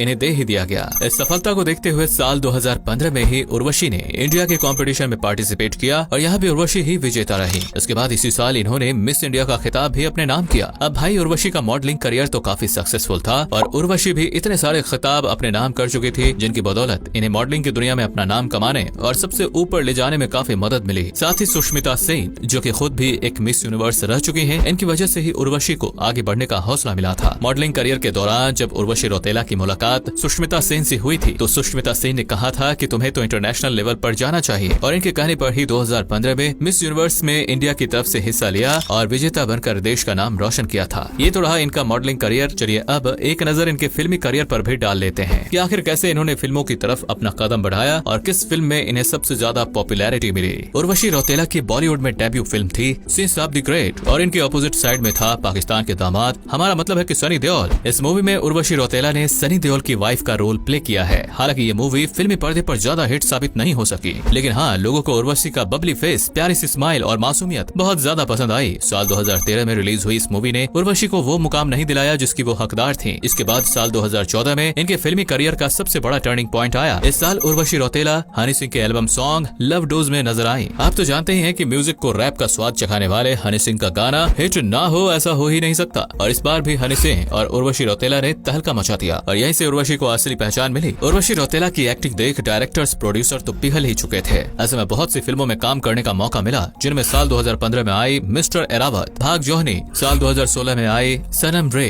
ग्रेट ग्रैंड मस्ती, फिर साल 2017 में आई काबिल में आइटम सॉन्ग, साल 2018 में आई हिट स्टोरी 4, 2019 में आई पागलपंती, 2020 में आई वर्जिन भानुप्रिया। हालांकि ऐसी बहुत सी कम फिल्में हैं जिनमें उर्वशी रौतेला को एज अ मेन एक्ट्रेस लिया गया हो। इनमें भी ज्यादातर फिल्मों में उर्वशी साइड रोल या फिर सिर्फ एक आध गाने में ही नजर आई हैं। इनकी दी हुई फिल्में बॉक्स ऑफिस पर धमाल ना कर सकी हों, लेकिन हाँ इनके एल्बम सॉन्ग लोगों की जुबान पर चढ़े रहते हैं, जैसे लव डोज, लाल दुपट्टा, गल बन गई, एक डायमंड द हार, वो चांद कहाँ से लाओगी वगैरह वगैरह। इस तरह उर्वशी मॉडलिंग के साथ साथ एक्टिंग करना भी बखूबी जानती है, तभी तो कुछ कम वक्त में ही इन्होंने बॉलीवुड पर अपनी छाप छोड़ दी। आपको जानकर हैरानी और खुशी होगी कि उर्वशी को अंडमान और निकोबार द्वीप समूह के लोगों द्वारा 2018 की youngest most beautiful woman in the universe का खिताब दिया गया है, जो कि वाकई काबिल तारीफ है। उर्वशी रौतेला न सिर्फ अपनी एक्टिंग और खूबसूरती की वजह से लाइमलाइट में रहती हैं, बल्कि अक्सर कंट्रोवर्सी का भी शिकार हो जाती हैं। जैसे आप जानते हैं कि क्रिकेट के फेमस खिलाड़ी ऋषभ पंत और उर्वशी रौतेला के बीच कुछ दिनों से तू मैं का सिलसिला जारी है। कभी उर्वशी ऋषभ पंत को छोटू भैया बुलाती नजर आती है तो कभी ऋषभ पंत उन्हें दीदी कहकर पीछा छोड़ने के लिए कहती हैं। और भाई अब तो जैसे पूरी दुनिया ही घूम गई है, क्योंकि जहाँ ये दोनों एक दूसरे के कट्टर दुश्मन थे वही अब कहा जा रहा है कि ये दोनों रिलेशन में हैं। असंभव। वैसे आपको क्या लगता है कमेंट में लिखकर बताएं। इनके अवार्ड के बारे में तो हम पहले से ही जान चुके हैं, साथ ही आपको एक बहुत ही फेमस अवार्ड के बारे में भी बता देते हैं। साल 2023 में इस पहाड़ी गर्ल को दुनिया भर में सबसे एलिजिबल बैचलर होने का अवार्ड मिला है और इसके अलावा ये कई लाखों लोगों की मलिका भी बन बैठी है। सोशल वर्कर्स पर नजर घुमाए तो उर्वशी ने अपने नाम से इस फाउंडेशन की भी शुरुआत की है। ये संस्था लोगों की शिक्षा के साथ साथ उनकी हेल्थ से रिलेटेड भी हेल्प करती है। उर्वशी रौतेला गरीब बेसहारा लोगों को पैसे भी डोनेट करती है। अब पैसे की बात आ गई है तो चलिए लगे हाथ इनकी नेटवर्थ के बारे में भी जान लेते हैं। उर्वशी रौतेला 66 करोड़ रुपए की मालकिन है। इस तरह छोटे से इलाके से बिलोंग करने वाली लड़की पूरी दुनिया का जाना माना चेहरा बन गई और अपने शौक जुनून को ही प्रोफेशन बनाकर ये साबित कर दिया कि इंसान चाहे तो कुछ भी कर सकता है, बस लगन और मेहनत की जरूरत होनी चाहिए। दोस्तों आपको कौन सी एक्ट्रेस अच्छी लगती है? वैसे क्या आप भी उर्वशी के फैन हैं? कमेंट सेक्शन में बताएं। अगर वीडियो अच्छा लगा हो तो वीडियो को लाइक जरूर कर दें और अगर आप हमारे पेज पर नए हैं और अभी तक हमारे पेज को फॉलो नहीं किया है तो पेज को फॉलो जरूर कर लें।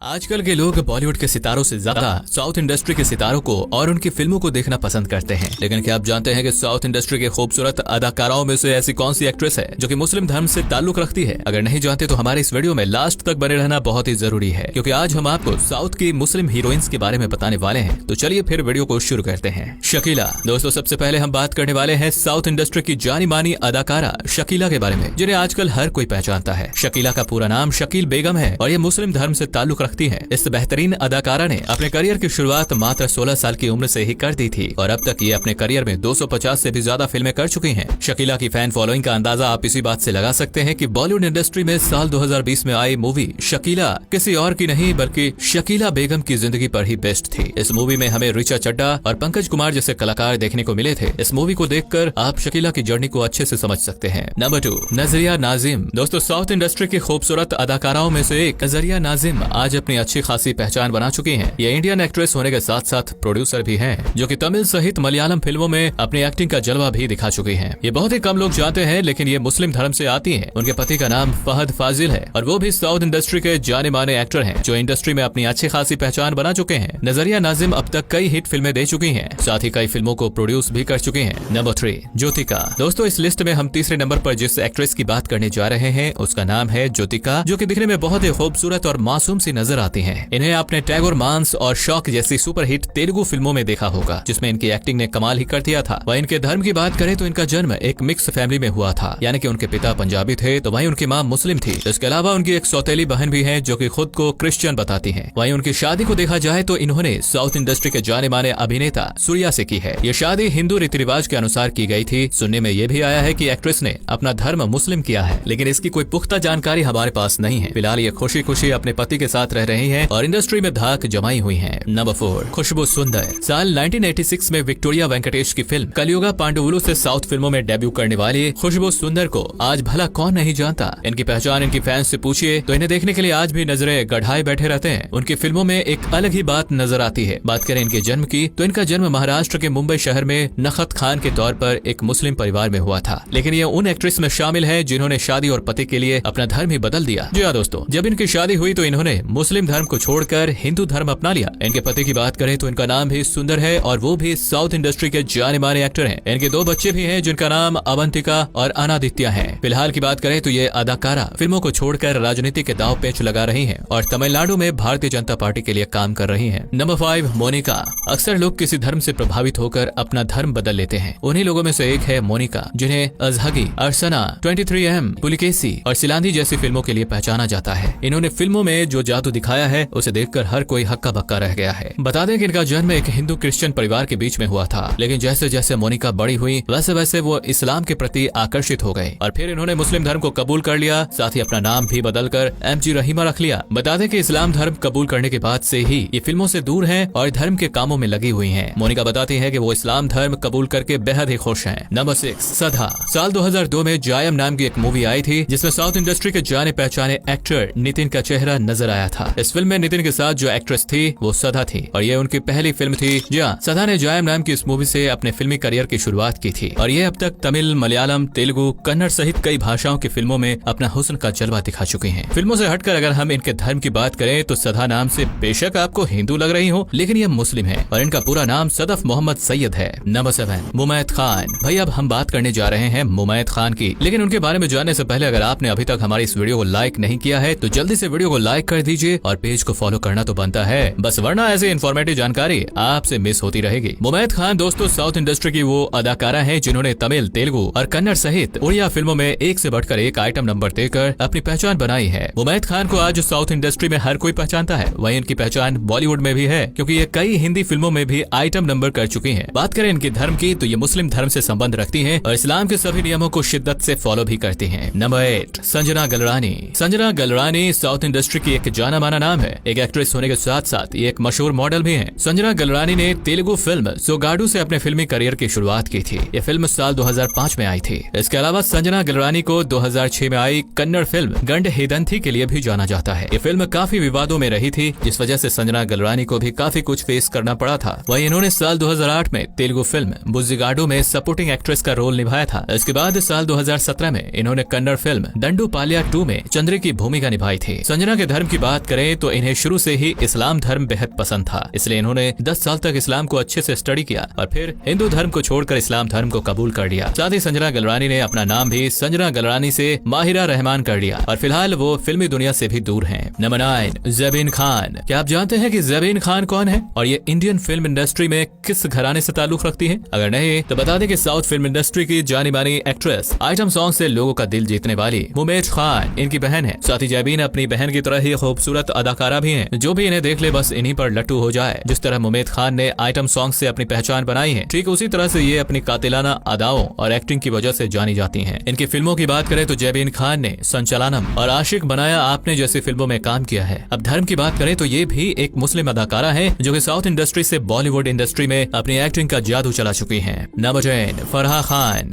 अब बात करते हैं फराह खान की। नहीं, अगर आप बॉलीवुड के डायरेक्टर फराह खान को समझ रहे हैं तो आप बिल्कुल गलत हैं, क्योंकि हम बात कर रहे हैं साउथ इंडियन इंडस्ट्री की नामी गामी एक्ट्रेस फराह खान के बारे में। इन्होंने साउथ में अपने नाम का परचम लहरा रखा है और एक से बढ़कर एक फिल्मों में इन्होंने काम भी किया है। सिर्फ साउथ ही नहीं बल्कि इन्होंने तो बॉलीवुड में भी अपनी एक्टिंग से लोगों को दीवाना बना दिया था। अगर आप सोच रहे हैं कि इन्होंने बॉलीवुड में कौन सी फिल्म में काम की है तो आपको बता दें कि वो नो वन किल जेसिका में फरहान खान नजर आई थी और ये इनकी बॉलीवुड में पहली फिल्म थी। धर्म की बात करें तो आप इनके नाम से ही पहचान चुके होंगे कि किस धर्म से ये बिलोंग करती हैं। जी हां, फरहान खान एक मुस्लिम परिवार से ताल्लुक रखती हैं। नंबर 11, वामिका गब्बी। चलिए अब जानते हैं वामिका गब्बी के बारे में, जो कि साउथ से लेकर हिंदी फिल्मों तक अपनी एक्टिंग का लोहा मनवा चुकी हैं। इन्होंने बहुत सी भाषाओं में काम किया है, जैसे पंजाबी, हिंदी, मलयालम, तेलुगु, और ये बहुत सी भाषाओं को बखूबी बोलना जानती हैं। अपनी इसी खूबी के चलते इन्होंने इन भाषाओं में कई फिल्में भी की हैं और फिल्मी पर्दे पर ये फिल्में भी हिट साबित हुई हैं। आपको बता दें कि फिल्मों के अलावा इन्होंने शॉर्ट फिल्म्स में भी काम किया है। वही बॉलीवुड डेब्यू मूवी पर नजर घुमाए तो वो है जब वी मेट, जिसमें इन्होंने करीना कपूर की कजिन बहन होने का रोल प्ले किया था। और आप तो जानते हैं कि ये फिल्म कितनी हिट रही थी। वैसे इस बार आप हमें कमेंट करके बताइए कि आखिर वामिका कौन से रिलीजन से हैं। नंबर 12, शनूर सना। चलिए अब आपको बताते हैं अपनी आखिरी मुस्लिम साउथ इंडियन एक्ट्रेस के बारे में। इनका पूरा नाम है शानूर सना बेगम, लेकिन ज्यादातर लोग इन्हें प्यार से सिर्फ सना कहकर बुलाते हैं। ये ना सिर्फ एक एक्ट्रेस है बल्कि ये एक मॉडल और टेलीविजन की फेमस सितारा भी रह चुकी हैं। क्या आप जानते हैं कि सना ने तकरीबन कितनी फिल्मों में काम किया है? अगर नहीं तो आपको बता दें कि सना को करीब 200 से भी ज्यादा फिल्मों में सपोर्टिंग रोल में देखा गया है। तो आप सोच ही सकते हैं कि ये साउथ इंडस्ट्री में कितना ऊंचा मुकाम रखती हैं। खैर, इनके रिलीजन की बात करें तो ये एक मुस्लिम है। दोस्तों, आपको इनमें से कौन सी एक्ट्रेस सबसे ज्यादा पसंद है? कमेंट सेक्शन में लिखकर जरूर बताएं और साथ ही वीडियो को लाइक, शेयर और पेज को फॉलो करें।